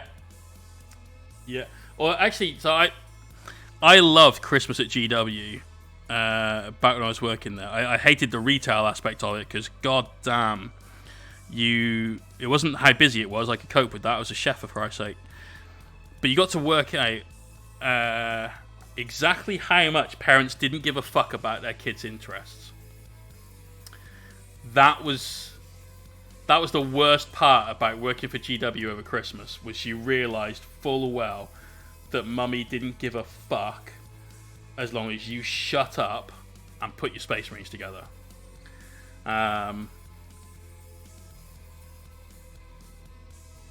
was horrible. But the good part about Christmas at GW was you didn't get a Christmas bonus, you got a Christmas present. And this was awesome. Joey, a little of both. I was worked in a store, but I got seconded to... That's the word I was trying to think of earlier on. Not sequestered. Sequestered's like where you're almost a prisoner. I got seconded to Lenton to do a lot of painting back before they had an army painting team. We talked about that earlier on the stream, so if you want a brief rundown, you could go back and watch the VOD. Yeah, I know, right? So the Christmas present I got when I worked there was a bag that I have literally travelled all over the world with. The year before, they did a 54mm version of Gotrek Gurnison. And they got someone that would literally sculpt a mini, and they'd cast a mini. They'd make the entire mini from scratch just for a Christmas present. But this is my bag. This was what I got during my Christmas present. had the old Warhammer symbol on. There's a couple of like cigar logos. So Saints and Sinners Club. That's Tatuaje, the cigar brand. I really like some like, pin badges for Warhams, No Retreat, Death Guard. You know, stuff like that on there. But that bag was a fucking great Christmas present. But it used to be minis and things like that. Exclusive minis. If you worked there at the right time, here's your Christmas gift. They were great. They were great. Can you teach me how to make a roast out of a rooster? Yes. The first thing you do is pluck it real hard. I know you misheard that, and now you've ruined the whole thing. Extras bonus, 1k gift card for GW. I mean, they didn't do that this year. They gave all their employees a £100 gift card, I think. Which is basically 200 quid to spend in store because you get 50% now.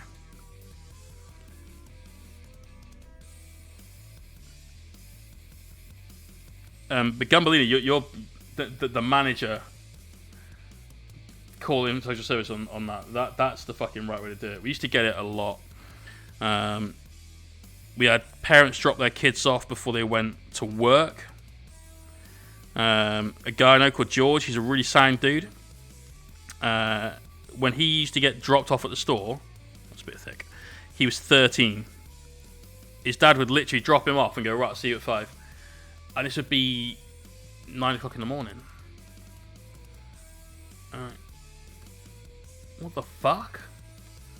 But he'd sit in the store all day during things like summer holidays and stuff. He wouldn't have anything else to do. It's terrible. Wolf, that was when Kev Roundtree became CEO. Or at least around that time. He may not have been officially given the title of CEO. That happened a little while after he was basically doing the job already, from what I can remember. But the company went from sell everyone all of this shit to why don't we get people enjoying the hobby and then they'll want to buy all of this shit. And the company really turned around. Like, really, really, really turned around. The Warhammer community team, when it started out, was self-funded. As a project, like, let's see if it works. And a lot of those sorts of things were because Kev said, why don't we just do this? Give it a shot. You know, what's the worst? And now GW do so much based on, fuck it, why not? This could work. And it works.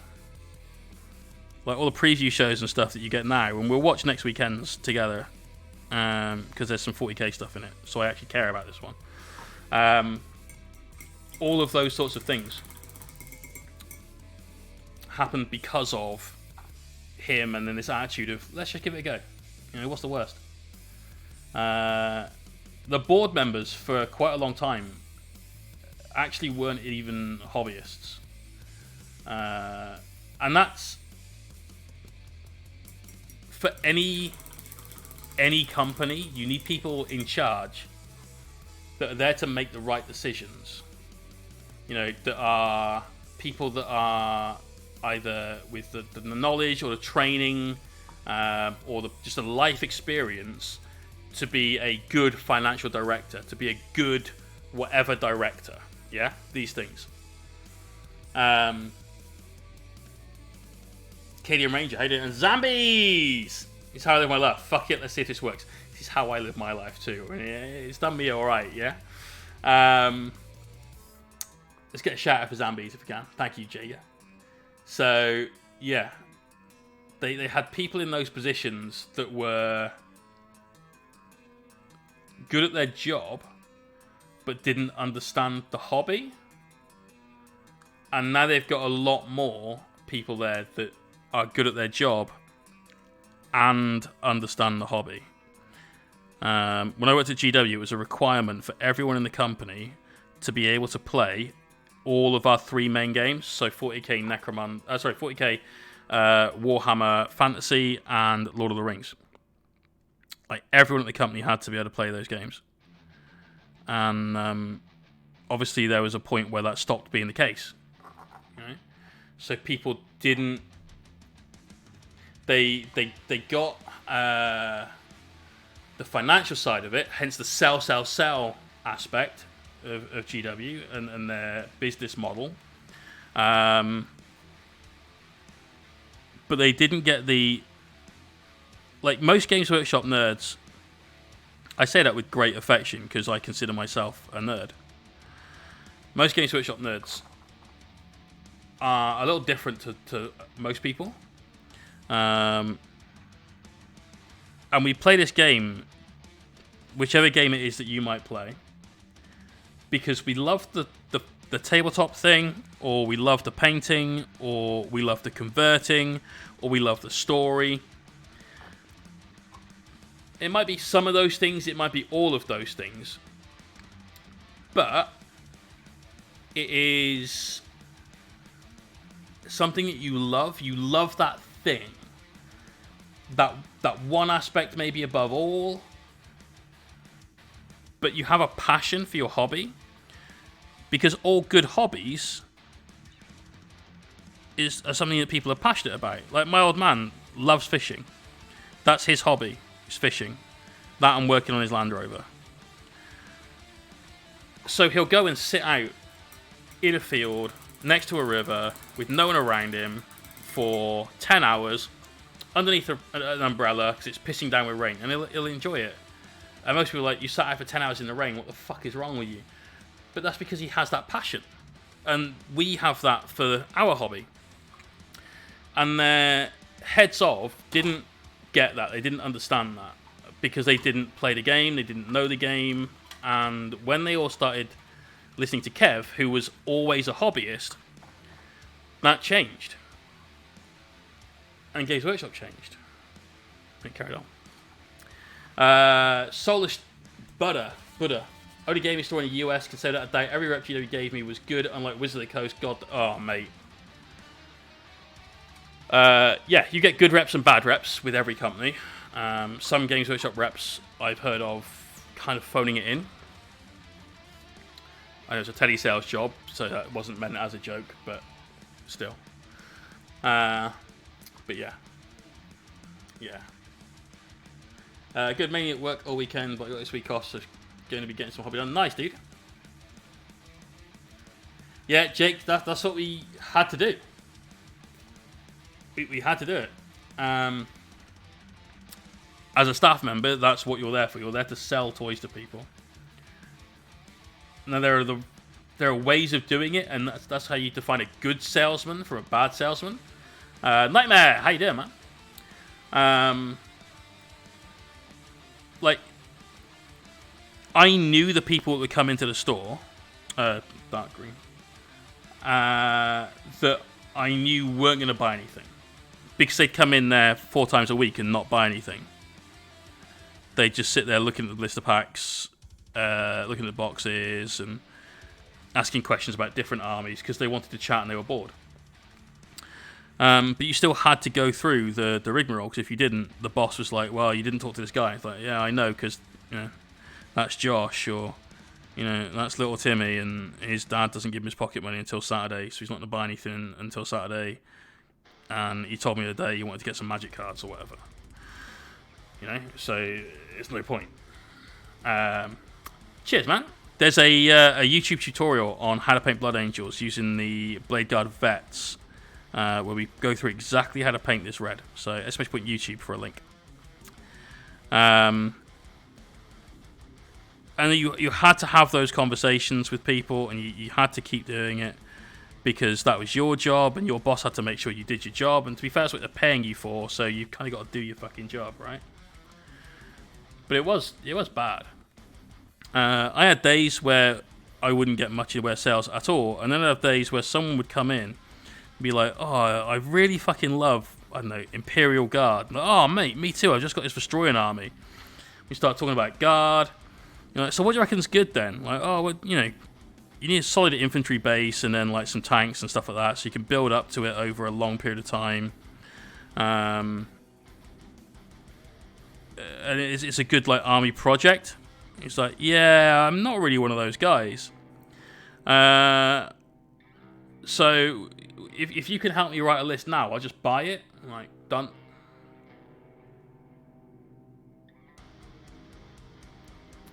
Tilts, have you got a battle scribe? In fact, Tilts, do you know what battle scribe it is?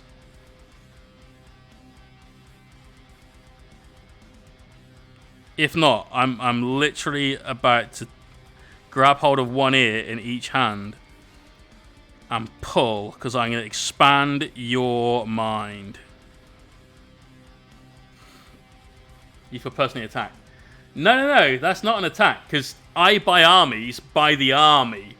I don't buy, like, I'll get, like, this tactical squad and that commander or whatever. No, I have a full Deathwatch army ready to go. Or rip his face off. That's a possibility, I guess. But, you know, we'll use that as a weapon of last resort. But yeah, you had customers like that, and the next thing you know, your boss is like, "Did you do 1,500 quid today?" Yeah.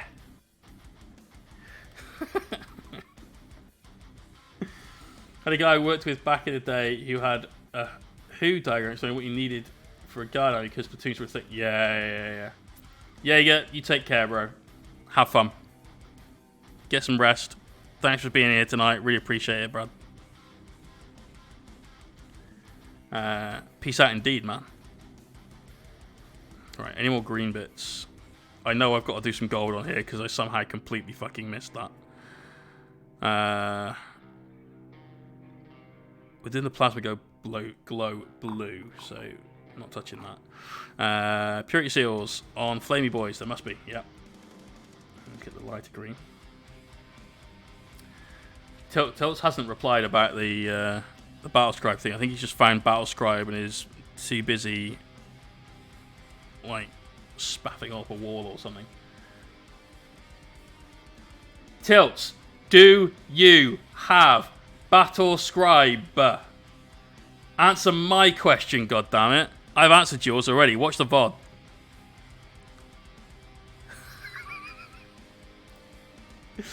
Get wrecked. Wait, you can buy armies one box at a time? I mean, you can if the box is big enough.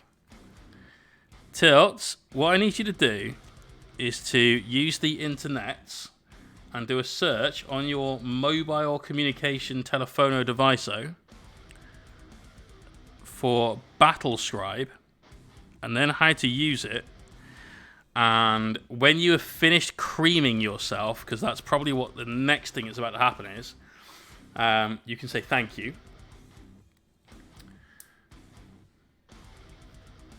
And we'll forget this conversation ever happened.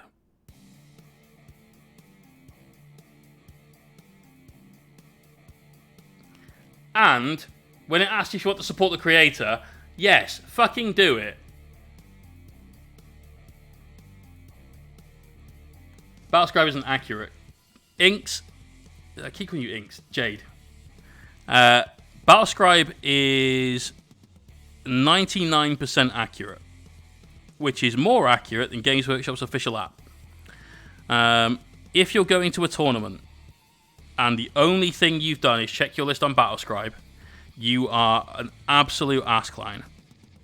Because occasionally, something will be wrong. It might not be points, it might be a unit you can or can't take. Or a stratagem you can or can't use. Because that's caught out even professional 40k players that offer list writing services because they based their list off of what Battlescribe said you could do. And so if that's what you've done, you're a fucking clod. However, if it's for a pickup game, or if it's someone like Tilts who doesn't actually own any of the books or anything, it's a really good stopgap. Marcus Tigergun, thank you for following. Really appreciate it. I use Battlescribe when I am like spitballing lists. But before I do anything past that point involving like getting that list to a tabletop, the codex comes out. Or in my case, if it's knights, I sit there and like, pour this. Yep, that's good. And we're done. I think twonk is the insult to be used here. Yeah. Yeah. Jade, like, I don't think I've been to an event. I was about to say in the last year, but of course, so was neither did anybody else. But I don't think I've been to an event in about the last 12 months of me playing games that haven't had the lists checked by a TO. And my own tournaments, all the lists that get submitted are checked over by me. And so I know the lists are accurate. I tend not to go to, I won't say smaller tournaments, but I try and avoid going to smaller tournaments because any time spent out of the studio is time spent not painting people's minis that I'm being paid to paint, and so I need to, you know. Should you attempt to use Battleforge? Fuck! Yes! Ah, no, I've ruined it forever! Des, you're totally right. Now is the pillock. But yeah, I tend to only go to grand tournament events unless it's a local event that I'm running, or it's like literally just up the road, or like the Hellstorm RTTs that I went to. Hang on. Ethel Pieflow. Possibly. Thanks for the follow. And normally at events of that size, all the lists are checked in advance, and you know there's no issue there. However, you're right, it is a problem. People do it, and they shouldn't. And this is why I've always preferred the ETC style format for submitting lists, where you basically write out in long form everything in your army, warlord traits, weapons, points, etc. Because you can't go wrong at that point. It's a good way. People whinge about it because they'd rather just submit a list on Battlescribe, but then again, it could be wrong. You know, I had an issue with Battlescribe. I get the odd error message when saying this or that can't be used. I've seen you fucking with that. It's more that, Kaden Rager, that's a good one. The LGT did that as well. You had to approve somebody else's list, I think, for the last one. But you will get things on Battlescribe where like the developer just went, fuck it, I can't be arsed with this anymore. Well, like the Ministorum Priest could take anything for a time. Like literally every single weapon in the game, you could just like click it through. And if you don't have a codex, and no one, and I mean no one, should play games of 40k without having the books. Don't use Battlescribe because there's no strats there. And certainly don't take it as rote for what you can have in a detachment. That's what your books are for. Do not pirate your books. If it's an army that you're going to play, spend the fucking money and buy the codex, please. Yeah, I guarantee you, if they release another model, you find the cash for your plastic crack, buy the book. Are they cheap? No. They're about a third of the price of some of the fucking textbooks I had to buy through uni, though. So it's not that bad, right?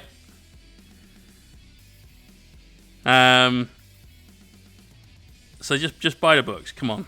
Support the company. Support the game that we all love. I didn't go to the 2018 LGT. I wasn't really a tournament player back then. My tournament season was a 2019 to 2020 season. My first tournament ever was a Hellstorm event that was in the August of 2018. So I'd heard then about what was going on with the LGT. And obviously what an absolute shit show it was. Because you can't paint 215 tables worth of terrain in a week, you fucking Burks. But I heard about it, and I knew about it, and it was all over Reddit and stuff which I was reading back in the day. Warhammer Competitive, by the way, is not a place you should go if you're in any way, shape or form someone who can easily be offended on the internet.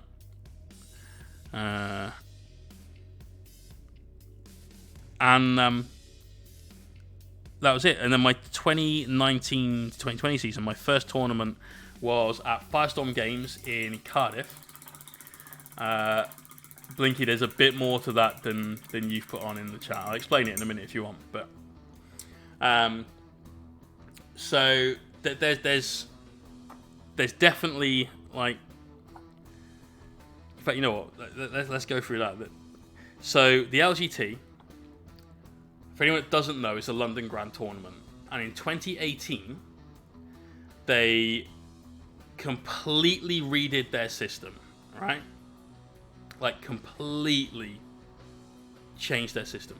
They were the first tournament, I think, in the world, but I might be wrong. I think there was one in Australia that was a little bit more strict than this.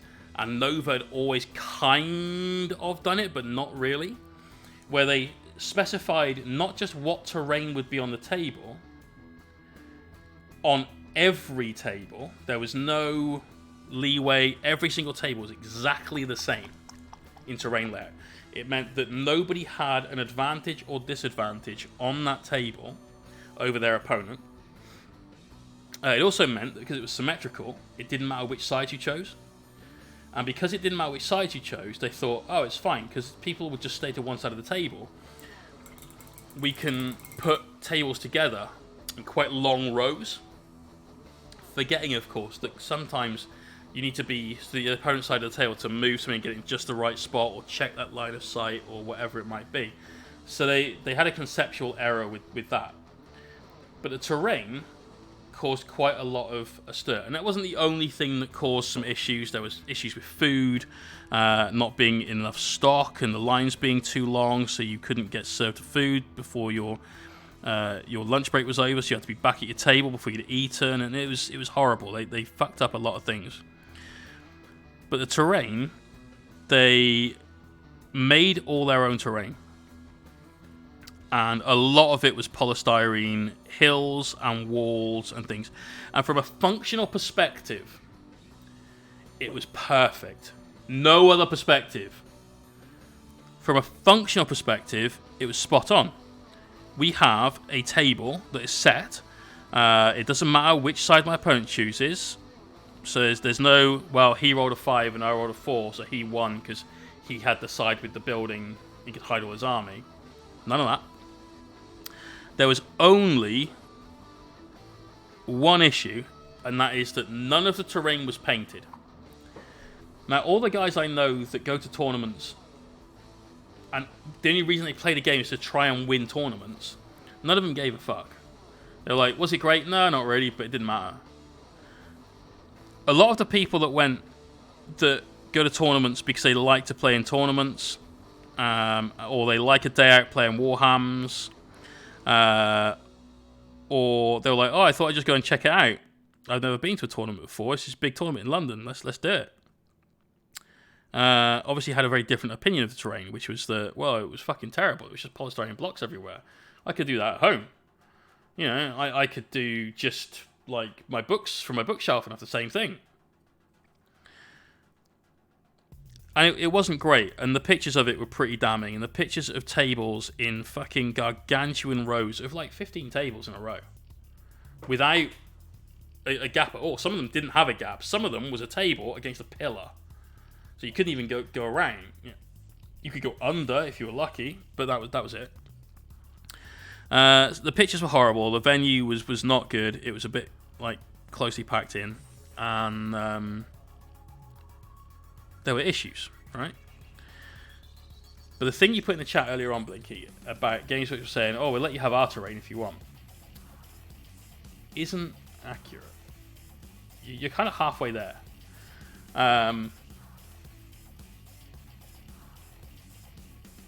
Games Workshop, like any other company, exists to make money above all other things. And despite what we'd love to think, they're not always a nice guy. So Games Workshop turned around to the organizer of the LGT and said, look, we know you've got a problem with your terrain. If you get it all to Lenton, we'll get it all painted and back to you by the end of the week. So they're going to paint all of that terrain for the guys at the LGT. Now, to get that terrain painted, what Games Workshop would have done is they've taken that terrain to their army painters. So that was my buddy Nick, and I can't remember the name of his mate, and gone, right, you've got a week. It just needs to be serviceable and painted. Okay, that's it, get on with it. And they'd have painted 240 tables, I think it was, of scenery in a week. And they'd have done it. Because that was a lot less detailed than the shit they're used to. But when you run a tournament as an organization that runs tournaments, you have costs that you need to meet, usually well in advance. So when you hire something like the Lee Valley Athletic Centre, which is where the LGT is currently being run, and it was run last year as well, well, not last year, but the last time it ran, you're paying several £1,000s in advance for that. And then you're paying money out towards potentially food vendors and stuff to be there. And then you're paying for advertisement and web hosting and your fucking ticket sales, hosting prices and all that. And what you do is you, in like this year, for your one big event, you make the money this year for next year's event. So you've sold all your tickets, so that next year you can pay for the hall, you can pay for the vendors, you can pay for your advertising. You've hopefully got some left over, a profit as you're like building up towards that. You can make it bigger and have more tables, and that obviously costs more. You might have to be buying new terrain and trophies, prize support. All these things are an obvious cost. So you've got all of that sort of stuff to pay for. What Games Workshop said was, we'll paint all your terrain for you in a week. We get back to you, no issue. It will cost you. And the price was never disclosed. Like I know people that know Zach, and that price was never disclosed that I know of. But the price that Games Workshop quoted would have meant that last time there would have been no LGT. They literally would not have been able to put the event on. It would have taken literally everything that they had out of the kitty, and it'd have had to start again from much smaller events, except it'd be much smaller events where they've got 250 tables worth of scenery that they can't use. So GW, you're absolutely right, did offer to paint the scenery, but for a price that was prohibitive. So obviously couldn't be done. So they went with it. They were like, well, it's shit. We'll take it on the chin. We'll go with it. And it was shit. They did take it on the chin. Their reputation got absolutely dragged through the mud. But the year after, it was fucking amazing. And Jake, not really, because they have to pay their staff to do it.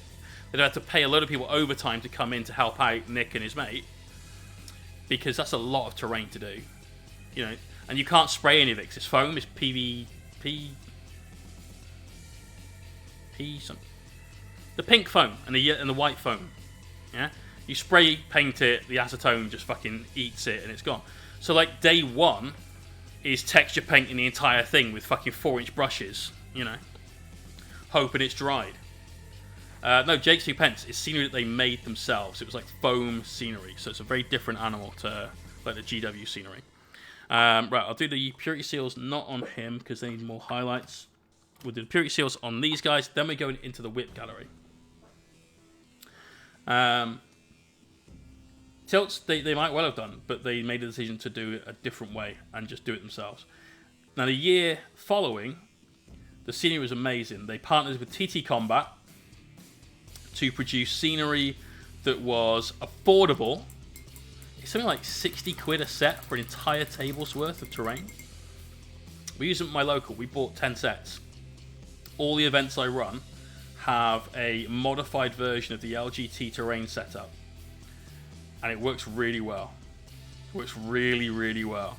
My board setup enables people to use all of the terrain traits from the rulebook. So you have your obscuring, you have your dense terrain, you have ruins, you have containers, essentially. You have hills. You've got all of it there, but it just uses that one set. It provides a lot of line of sight blocking terrain because there are no windows in it that are like actually see-through, and the layer is such that it doesn't matter which deployment map you're on, apart from one, which is the end-to-end, like really slanty small corners. That one you have to just do that and nudge 2 bits of terrain, you're sorted. So, you know.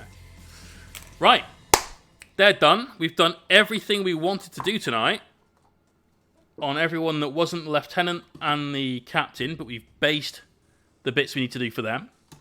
So that's a really good stream, like good productive stream, and you guys all have fun. We've got 100 people in stream for a lot of tonight, which is great. So while I've got your attention, 2 things. One, if you can put in a command, !ABB, the Amsterdam Battle Brothers is what that stands for. They did a competition. In fact, you know what? I'll show you some pics.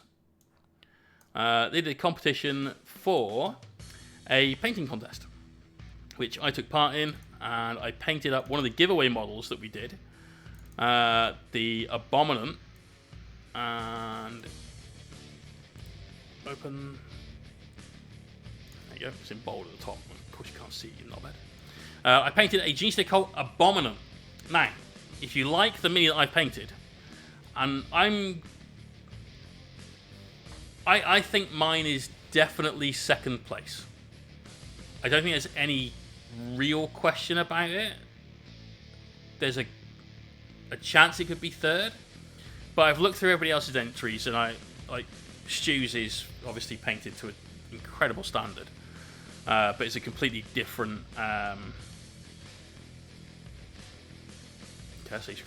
Completely different theme and style and so on.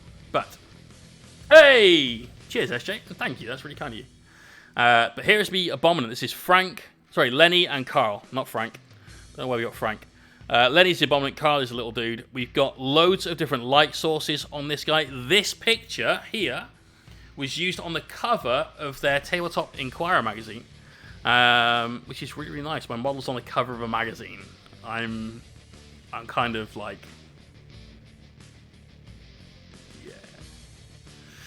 yeah. But yeah, it's a big study in light and shadow. It's a cool scene. I really liked painting it. Really had a lot of fun with it. We did all of it on stream as well. None of this was done off stream, so it was a proper community-led thing too.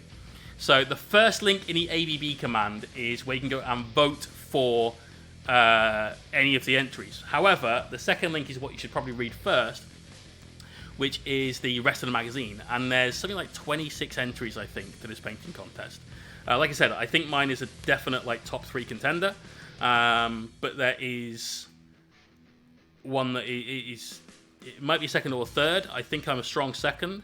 And Stu, his Gaz model Stu's a Golden Demon finalist several times over. He's a phenomenal painter, and I think he's definitely got the contest sewn up. Definitely got it sewn up. But that's the first link. The second link, second command I want you to use is !vote, where this straw poll will appear. Now, we are voting on an army that the community has written these army lists for. On the last weekend of April, you'll be able to buy raffle tickets to win one of these armies. Now, over that weekend, I will paint that entire army in 2 days. It's a smaller army than Necronathon. We should be okay. We're doing a much, much higher quality of work. So lots to do in that length of time. You have 1 week to campaign your ass off. 420 votes. Hey. You have 1 week to campaign your ass off for whichever one of these armies you'd like to see win. Nids were just ahead on Saturday. Come to look today, Sisters, back in the lead. So, if you want this to win, go and share all my Instagram and Facebook posts up to the various other groups for Tyranids. If you want the Space Wolves to win, for the Space Wolves. If you want the Sisters to win, the Sisters. If you want the Tau to win, you need a fucking miracle. The entire Earth cast needs to work together to get that to the top of that list. You are down 111 votes to get to even with the top. Alright, so those are the two things I need all you all to do. But for now, it is whip time. Let's do it. Let's grab Discord and whip gallery time. First one in there is Jake's 2 pence with his Chaplain. Kitty Ranger, I will see you tomorrow morning at 9 a.m. for our lesson. 9 a.m., you horrible bastard. You horrible bastard. We'll do it. We'll see you in the morning.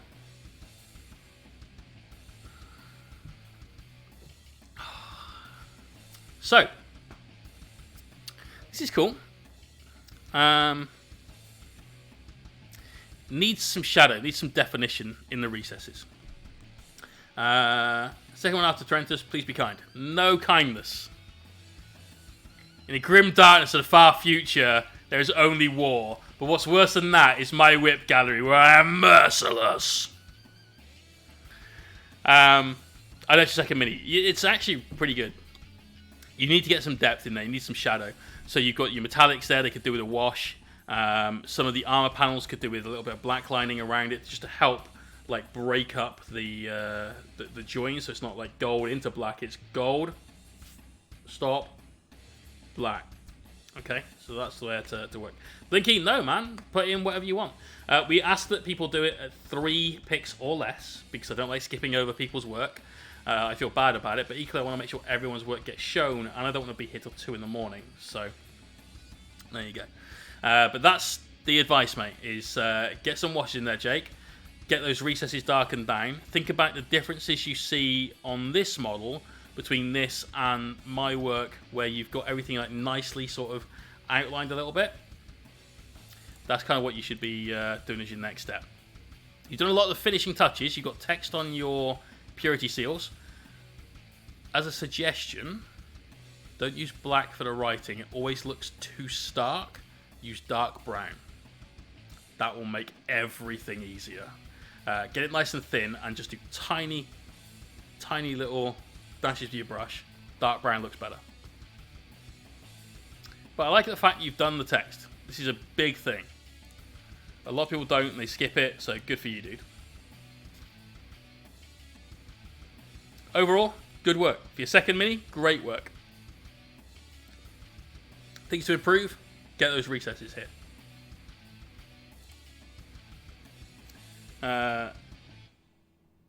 Okay, we've seen the Chaplain before, mate, so I'm going to skip those. But well done. I see you've done some work on him. Good stuff. Right, Santi. So he's been working on this for a while. I saw your message in Discord earlier on, and I was like, I'm the wrong person to fucking ask this. One of the right people to ask this is right there in the chat, Miss Half Damage. She does a lot of non-metallic metal work. I am very bad when it comes to non-metal metallic greys. It's not my forte. This is way better than what you had in the chat earlier on, though. You've done a lot of work on this. What we're using as reference material, because when you put in the message earlier on, it was like, it's really pitted as well, and I'm finding it's hard. Did you look for reference of like steel surface, metallic sketch or something like that? Because there's loads of artist references out there for that kind of thing, and that will help out more than any advice I can give, I think. This is solid though. Great work. That little bit of battle damage you've got on the one there sells that so well. I love the light effect on it. I like the tone. You've got the blue colour that you get with steel. That helps. Nice. You had your references. That's good. That's the first step. I like it, dude. I think it's good. Are you happy with this now? Atmosphere color touches. Yes. Yeah, definitely. You guys are both... I don't think you're painting the same cat. I know one of them is bigger than the other. Like, one's a bigger print size or whatever. Varnish D. Great. Good stuff. That'll do. Done. This does look way better than the earlier one in Discord, though, so well done, mate. Alright, Demon Badger. Not finished the Mad Hatter yet, but made a start on Alice in Wonderland Caterpillar as well now. Nice. That is a big hookah. This guy's cool. This guy's cool. That is a great blue as well.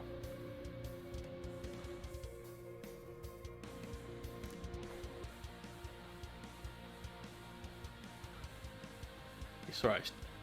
Some nice true metallic metals there. I like it. That blue is something else though, bro. Are you doing the little feet in a different colour? It is the same cat. Cool.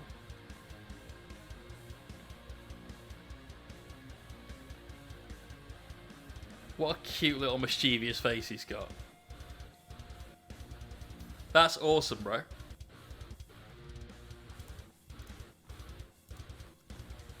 Oh no, that's horrible. Oh, that's horrifying. They're all eyes, right? I'm not sure to do the same what. I would do different. I think a pink would work quite well. And it's not too far a departure from the purple you've got on his hookah. Obviously, it's a nice, strong contrast with the... that's not a fedora, that's a fez, you Burke.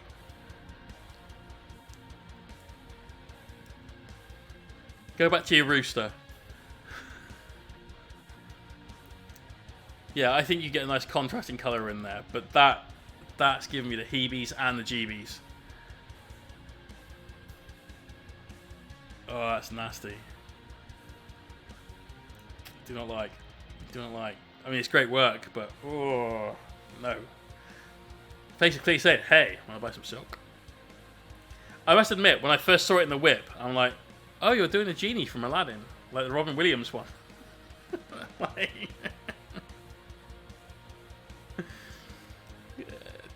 it took a second. Right, Crazy Gang, how you doing with this guy then? Have we rescued the cape? Yes. Yes, we have actually. Okay, did you just glaze in over the top of the like the wear and tear you'd done before? So that's looking much nicer. Oh wait, this is a different guy. Yeah, I think this you've got to a good spot now. Are you happy with it? That's the main thing, right? Because you weren't before, so we've gone back, we've altered a few bits. So now are you happy? And then we have... Oh, that's cool. That's cool. I love the little bird cage thing he's got. I see you've roughed out your values for your NMM. Love the little details on this guy. Like the little quill pen he's got there, the bottle of ink behind him. This is really, really good. Lots of things to do here. Again, very strong red. I like it. Yeah, lots of fun here, man.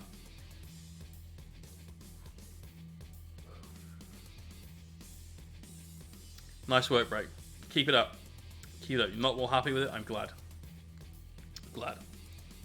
I was bummed for you when I saw that cape the other day. I'm like, oh no. You must not be liking this at all.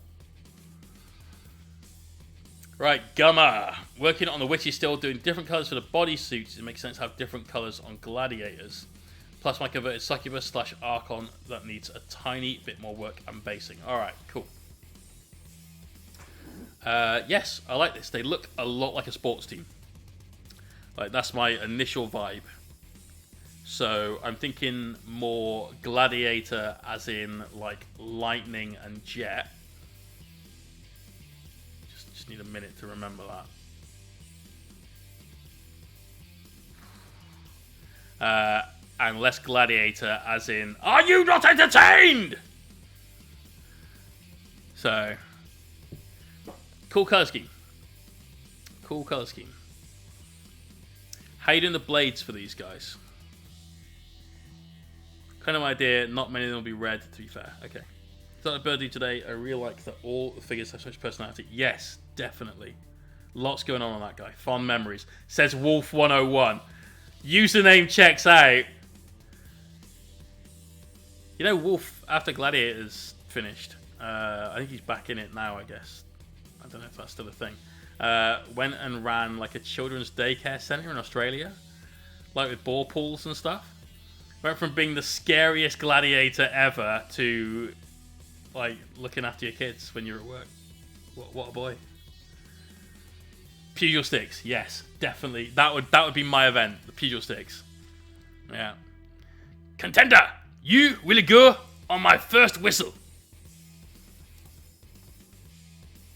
That blade is sick.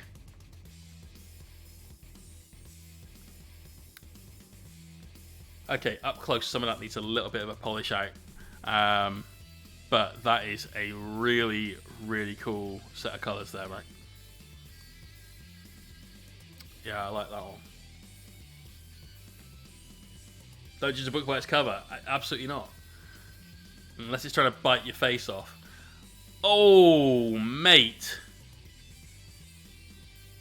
Can't unsee. What is that whopping great big mold line down the length of that gun? I know you've seen it. Just saw it. Just saw it. What do you fucking mean, just? That thing's like 8 miles long. The Great Wall of China's smaller than that fucking mold line. Oh, bro. File it out. Just gotta get it done. This is a great conversion. It's such an amazing fucking centerpiece mini. And then... Kaboom! Mold line. Shit. Yeah, I like what you've done with the rest of the mini, though. Good colour scheme, ties in with the rest of it with the red mask that you've got there. I like that it's red as well and not black, which is what you see on every single Dark Eldar mini. Yeah, it looks cool. Looks very cool. That mold line there, how bad that Mongolians.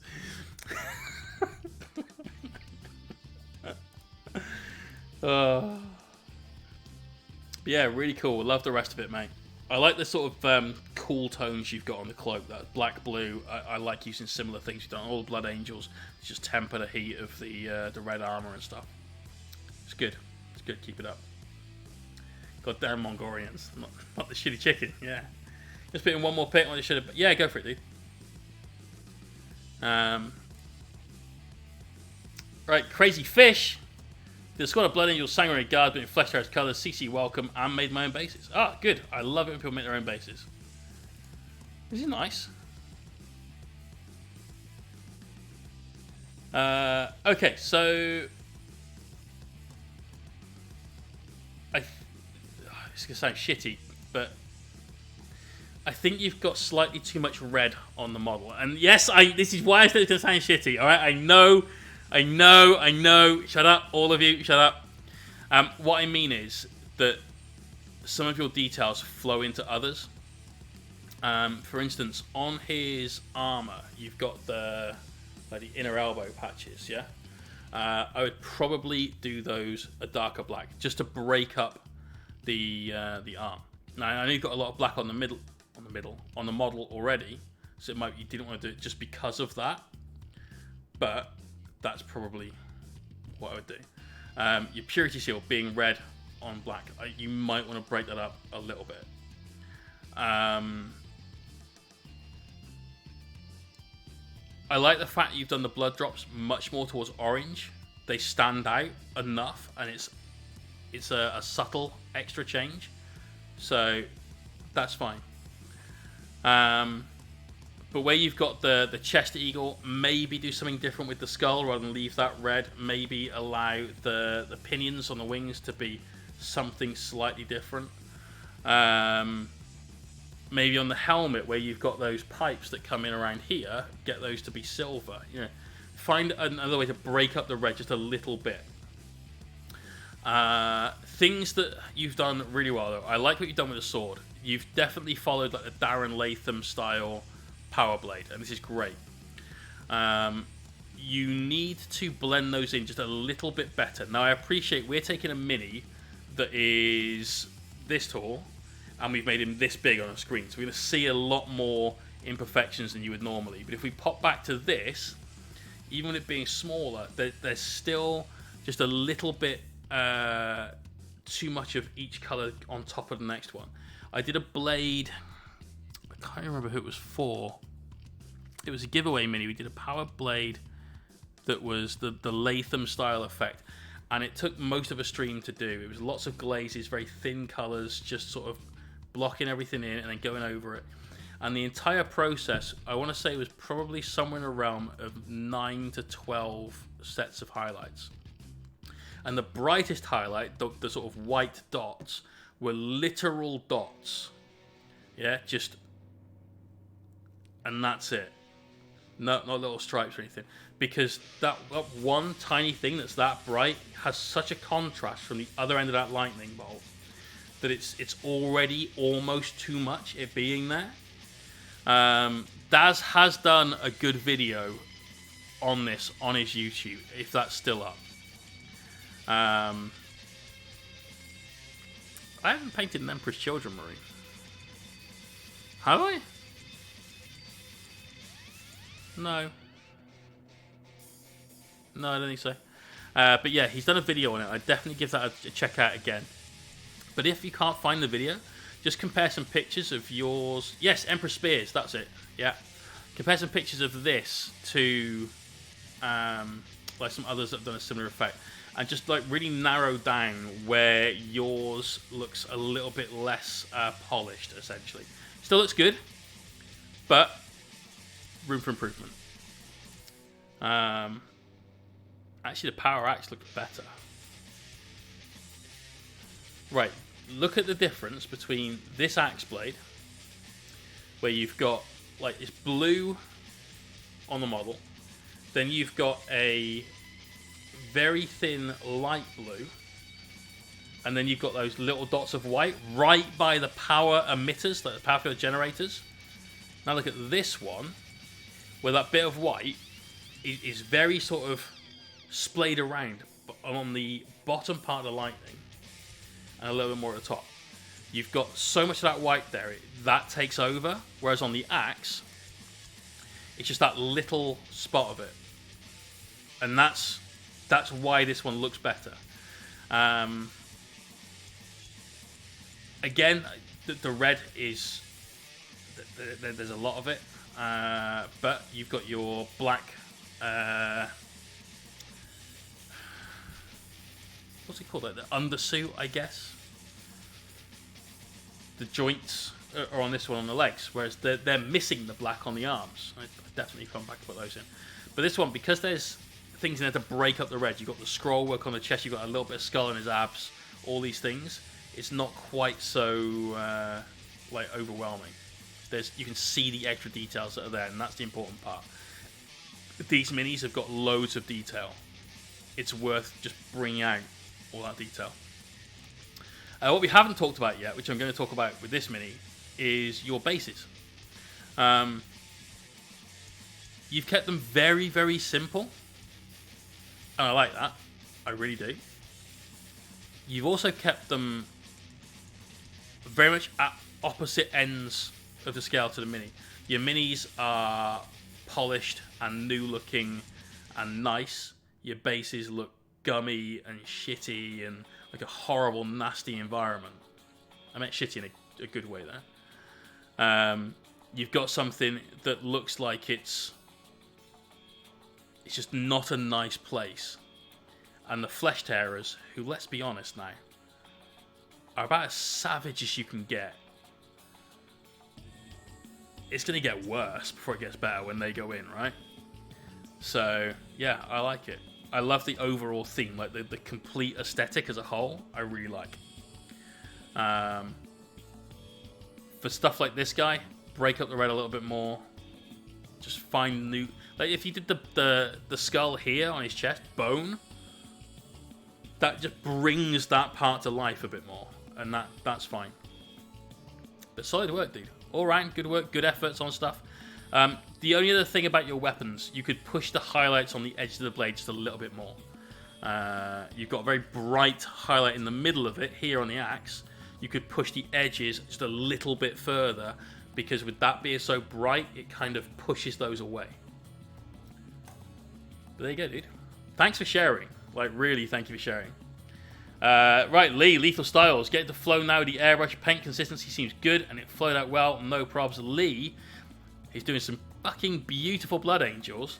And he's used the Blood Angels video I put up, how to paint Blood Angels, on YouTube as a guidance. These looking great, dude.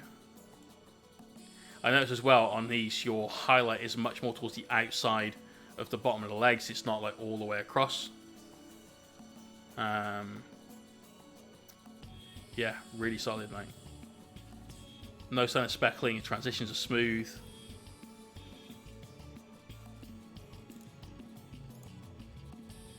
Yeah, look at that from the back. Just really, really nice work with the airbrush, mate. Top notch. Keep it up. Get the rest of the squad. Oh, and here's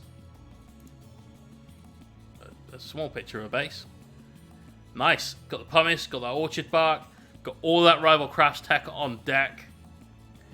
Quick thing, when you're doing your bases, everyone, this is, when you get, we'll just say it as is, like a load of shit down the side of the base, at this stage, clean it off while it's wet. Like, if I get pumice on the side of my bases, so here's one where I almost certainly did based on the way it looks. See this tiny ridge here? I guarantee you that pumice came down on here. As soon as it happens, just do that, wipe your finger on some tissue and get on with it. Because cleaning that when it's wet is much easier than cleaning it when it's dry. So as soon as it happens, done. Next. You get messy hands, you get a messy bit of tissue on your desk, whatever, it doesn't matter. But it keeps your base rooms really, really clean. Because if you don't clean this off now, when you paint your base rooms black, they should stop people looking at the base room. But what will happen is you'll have these imperfections in your bases, and you have to clean those off. Otherwise people will look at the base room, not the mini. Brilliant. Well done, Daddy Tubbs. Something else that catches people out, I bet I've got one here with it on. Yep. Every single 40mm base that GW produces has one of these little nipples on. Every single one. Anytime you're doing a model with a 40mm base, find that fucking thing and just carefully shave it off. Yeah? File it if you have to. Get rid of that. Every single 40mm base has that on. It's a right fucking pain. But it's got to be done. You've got to get shot of it. Right, Cadian Ranger. Yes, doing more homework. I'm liking this. Yeah, looks good, bro. I know he's not in the chat anymore. I like the kind of purple that you're going on with the guns there. I'm not sure if that's the camera just picking it up, because you can see some of that on the armor. Like, if you guys look underneath the knees on that guy, up onto the shoulders and so on.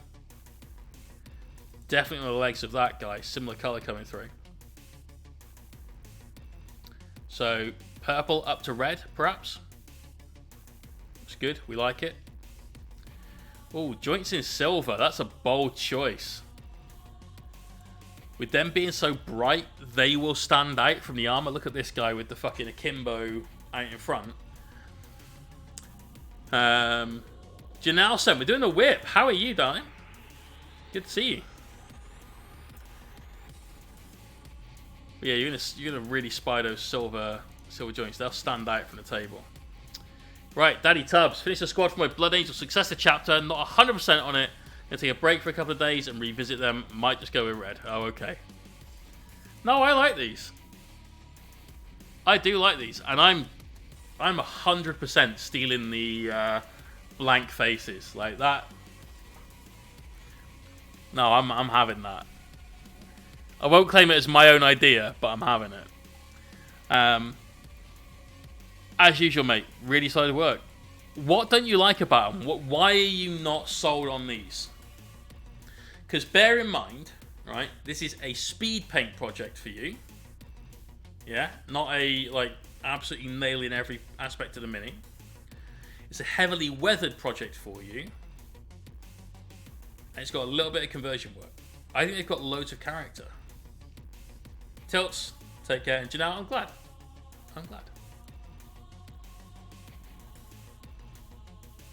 I like them. I think their bolt guns look like they've got Nerf written on the side somewhere really small. They look a bit cartoony. I like the two-tone effect. I do. I think that looks cool. But I would probably...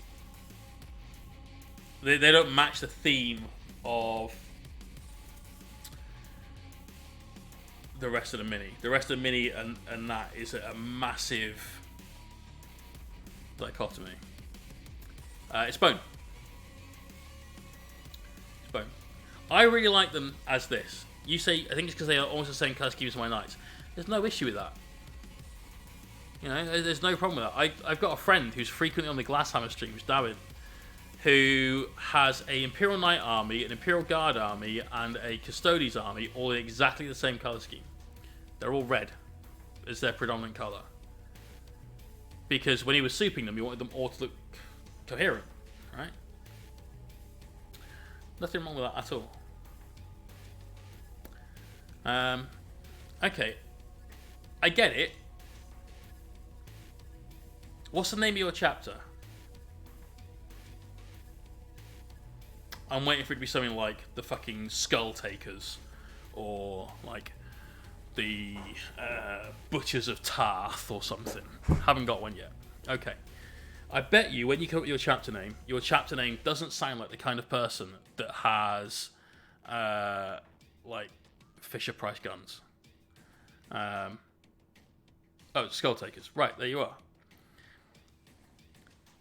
Does Captain Scully McScullison of the Skull Takers sound like he has the safety gun that you can see in the dark? Because I don't think he does. Strata says chip them. Definitely you could give him a load of weathering. That might help. But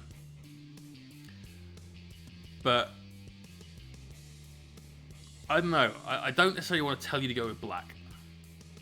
Because that's... I'm doing these black because it fits, because the rest of it is bright red and it fits the theme. But black, everyone does black. You could do dark blue. That kind of works. You could even go like a really dark green. That would kind of fit in. But maybe it's just that they're too bright and it could be weathered. Give me a go with that. Get some powders on there, get a little bit of oil splash on there, that kind of thing, and give it a shot.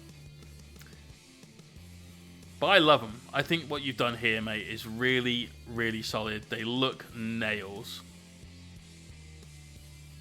And that chain is just really selling it. Keep it up, bro. Keep it up.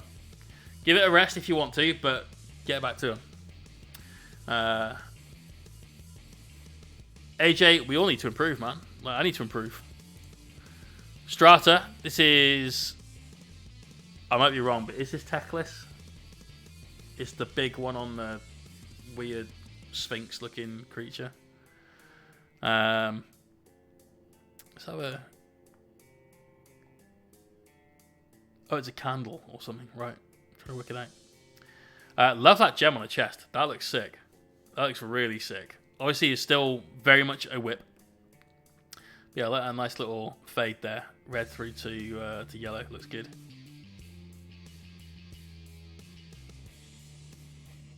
It's cool.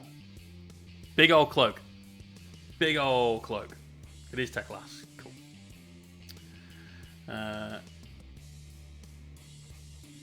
Yeah, looking good so far, bro.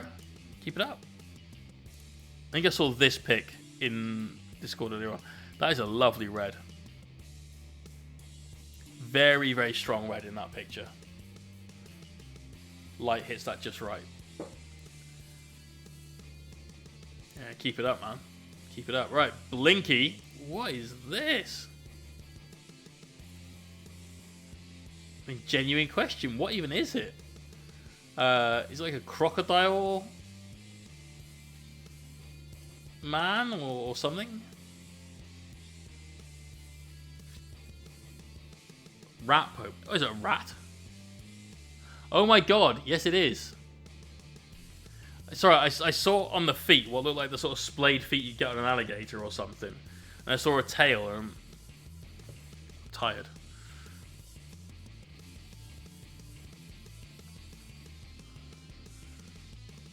It's a Patreon thing for 3D printing. My mate's doing something. Oh, sweet. Oh, it's Arc Villain. Yeah, I've got one of their minis. It's their kind of Egyptian floating god of death dude. I use him as a Nightbringer. Frozin printed him. Especially put Frozin.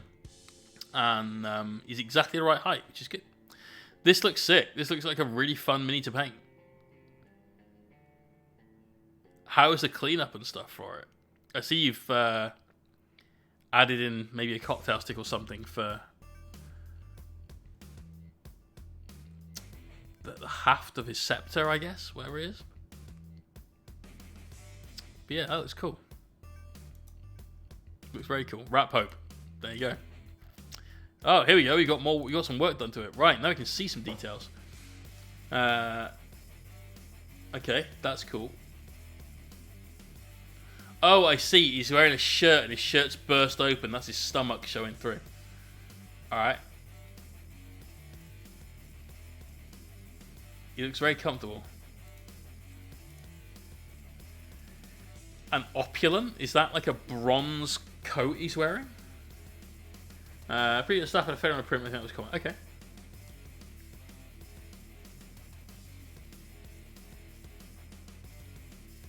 Yeah, looking cool. I'd love to see him when he's got some more work done. I think see a bit more of the detail. That looks pretty epic.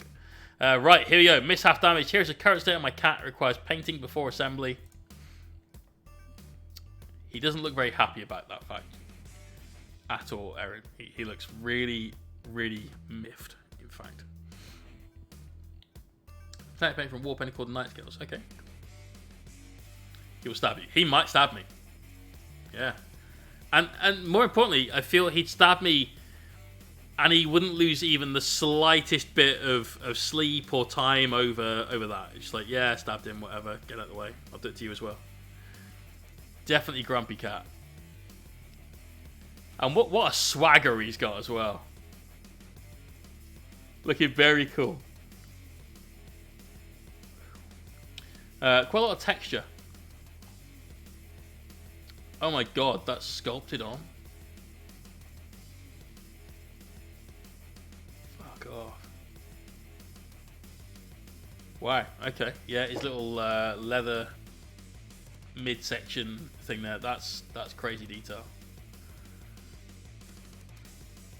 Good job on your non-metallic metal. I'm guessing things like the hilt here are still a bit of a whip.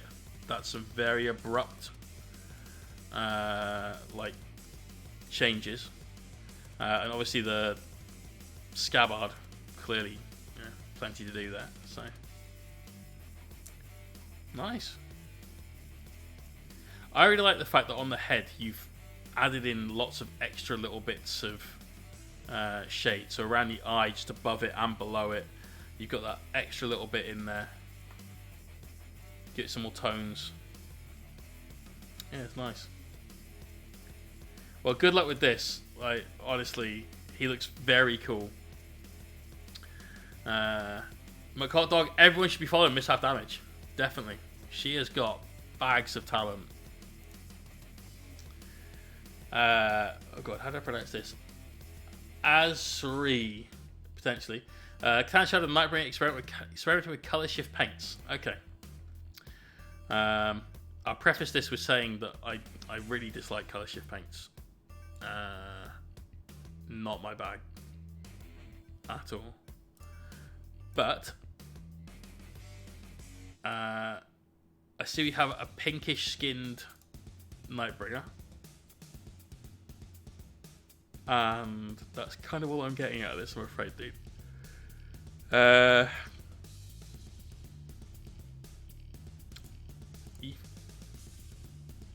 Yeah, you've obviously done like a Zenithal-ish highlight,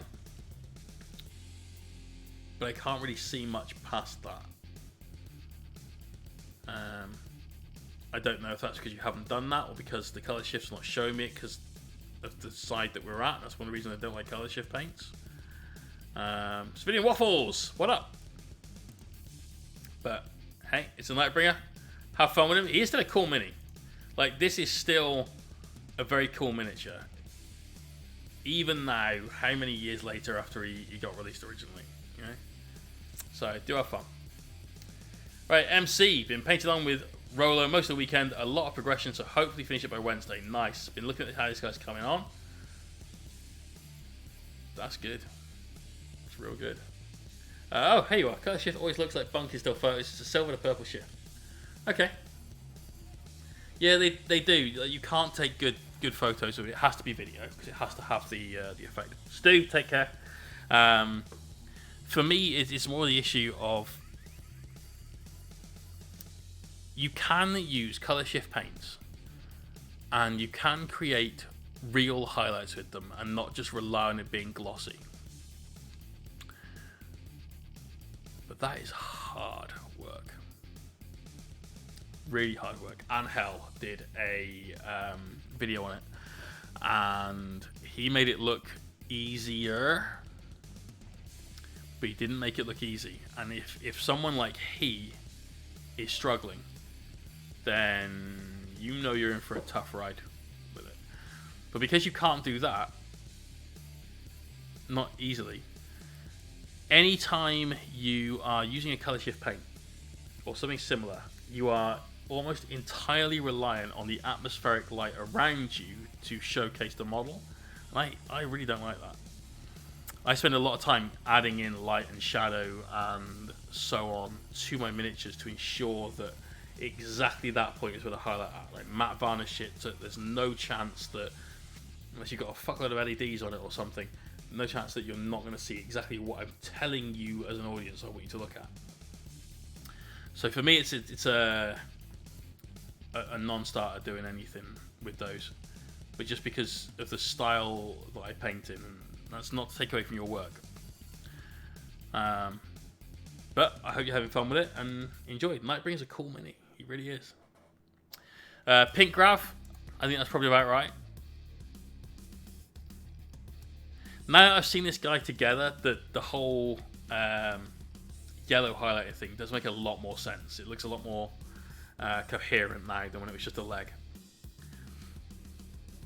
Yeah, keep it up, dude. That blue helmet it bangs. It's good. Right, Crazy Yank, this is the photo of the back of the cape after correcting with some glazes. God, yeah, it's night and day.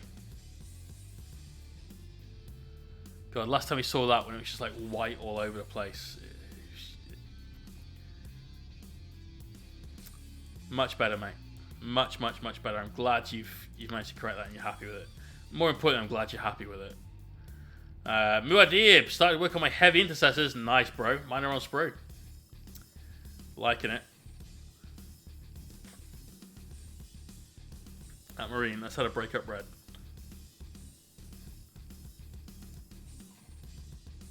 Yes. That. Yeah. Yeah. So, going back to your Marines earlier on. If you... Here's the test, right? Grab this picture from Discord, save it, put it on your computer screen, and go to the other side of your room, turn and look at the picture, right? You'll see all of the detail. Then do the same with the first one of yours, the one with the sword. You won't see all the detail. That's the difference. Having the recesses darkened down, having the highlights in the right places. And you don't have to do this with like highlights on and around everything. You don't have to do the heavy metal style. I don't, and I get the same pop out of my minis. But having those highlights, having those shadows is what tells you where the detail is. On yours, you will lose a lot of that. So give that, like that little example, give it a try. It'll sound weird, but give it a try and you'll see a difference immediately. Right, here we go. Let's look at Tim's heavy intercessors.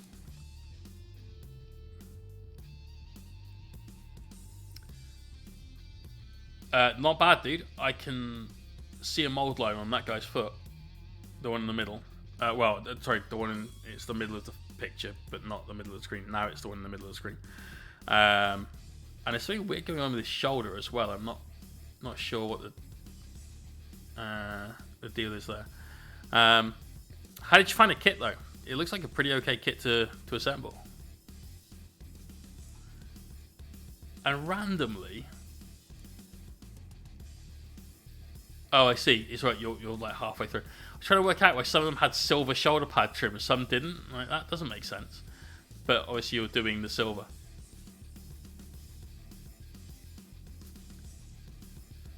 Yeah, these are cool, man. I'm looking forward to getting mine done. Crazy Yank, take care, bro. I am like dying on my ass here, so it won't be too much longer with the whip. He says. Yeah, looking good though, man. Honestly, keep it up. Doing well with them. Got plenty of work left to go, but you're getting there. Right, Crazy Fish again. This fish is hot. Well, I had to show its horrific raw flesh. 3 different heads I've magnetized.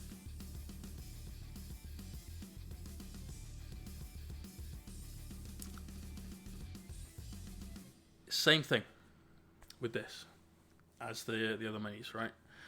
This is very glossy, and that won't help. Just make sure to take a pic and do a sensor. Great. Yeah, there's lots of things here you could add to it. You could add in like painted muscle fiber, because like you said, it is completely raw meat. It's no skin on it. I would hit it with a matte varnish for definite and take the gloss away. If you go to YouTube and look at the video how to paint orc skin, now I appreciate this is very different to that. About 60% of the way through the video or so, I guess, I get to a point where I'm highlighting the skin and I'm painting muscle striations on. And you can use the techniques used there and just adapt it for red paint instead for this, right? And there's definitely ways you can give this more interest. Look at the way we shade the skin in that video as well, where we have this kind of uniform skin tone, but it's not uniform. It changes from like a dark purple up to the brightest lime green.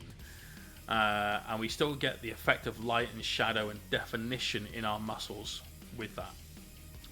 Give it a check out. AJ, take care, bro. Blade Mark Chimera work in progress. This is colourful.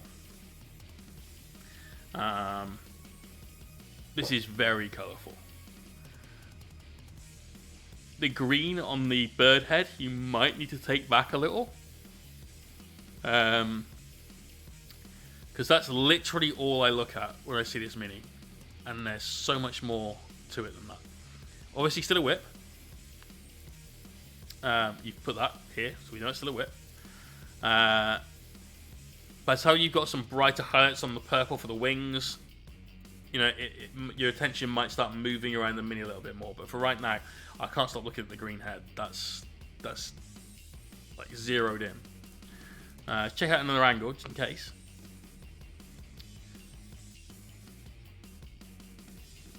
From this angle, it's actually not so like in your face. No pun intended.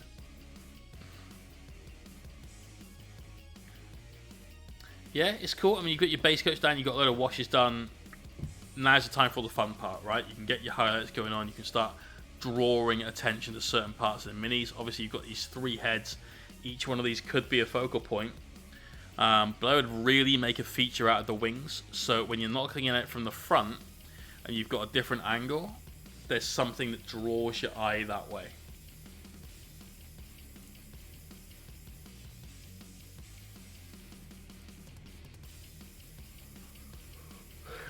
Also, with the tail, it kind of appears out of nowhere with the green. Don't be afraid to sort of blend that up into the mini a little bit. Or, might be easier to do, blend the body colour into the tail a little bit. So there's a transition between the start of the tail and the end of the tail, where it's sort of gone through that darker body colour up to the green. Right, Niveus. Still need some cleanup and toughs, but man, this was at the last moment. It really was. Okay, the X-Arc with the 2 guns. Knowing your paint scheme, I think that might be ever slightly gratuitous. You know?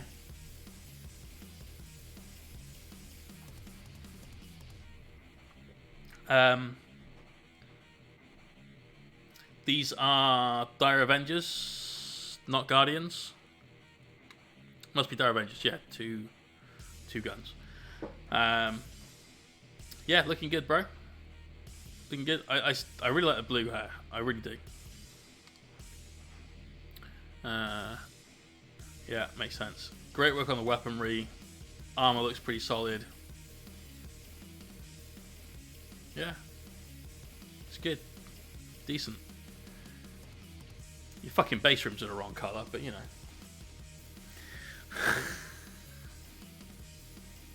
Black base rims. All day, every day. None of this fucking...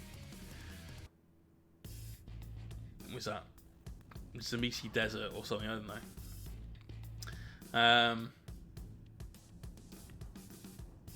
Get your taps down, get on with it. The Fire Dragon looks like you put some blue in on the melty gun as well. I like it. No Goblin Green. I've been convinced you said the brightest and darkest colour on the mini, not the base. You put black on the base rims so that your audience doesn't look at them. We, as human beings, don't register the colour black. It's a leg twitch. Right? It's much more than just this. It's like a full leg goes. You know? And here's a case in point. Right? You've blacked out all of the bodies for these guys, which means that you entirely miss that. Your brain doesn't see it. You put black on the base rim, it does 2 things. The base rim basically disappears, and it then adds a frame around the work that you've done. So if I grab this, which is the only based model on my desk, try and hold it at the sides. So this means that you don't look at this at all. Like, you don't even register that it's there. You do now because we're talking about it. What it does is it frames everything from the top of the base upwards. This is not a great example because, you know, of what it is, but all the audience will see is the bit you've actually put some fucking work into. So everything that was on the flat part of that at the top and up. They won't see anything there down at all. It will just not register. They won't even look at it. Especially if it's a matte black. If you do the black base rims on your entire army, you will absolutely just see the bit you've put work into, not the I spent 10 seconds giving it 2 coats of black to matte it down and keep it tidy. You just won't. Erin, take care. Right, that's it for the stream. Thank you very much. Well, Sergeant Rolf, that's fine. He's wrong and I'm right, and he'll probably tell you that as well. But unfortunately, I said it first, and he's wrong, and I'm right.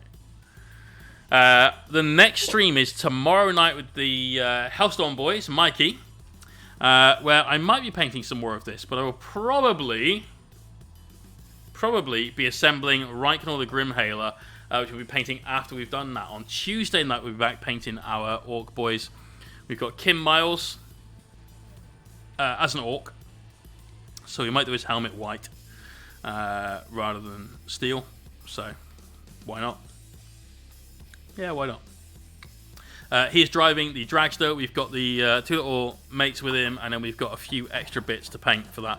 I'm hoping to get the dragster done by Thursday at the absolute latest, so we can paint Raikkonen and just crush through our ghosty boy and make him look really, really sick.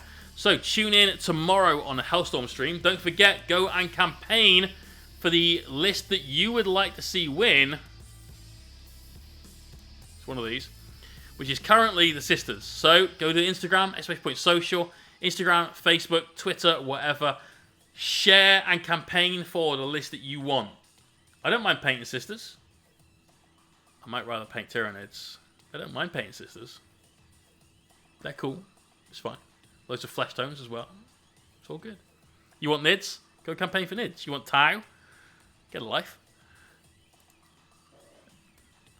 Let's see who's streaming before I piss off all the weeaboos.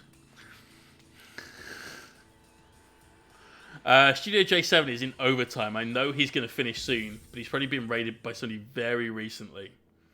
I don't recognise this username, but... Okay, could do.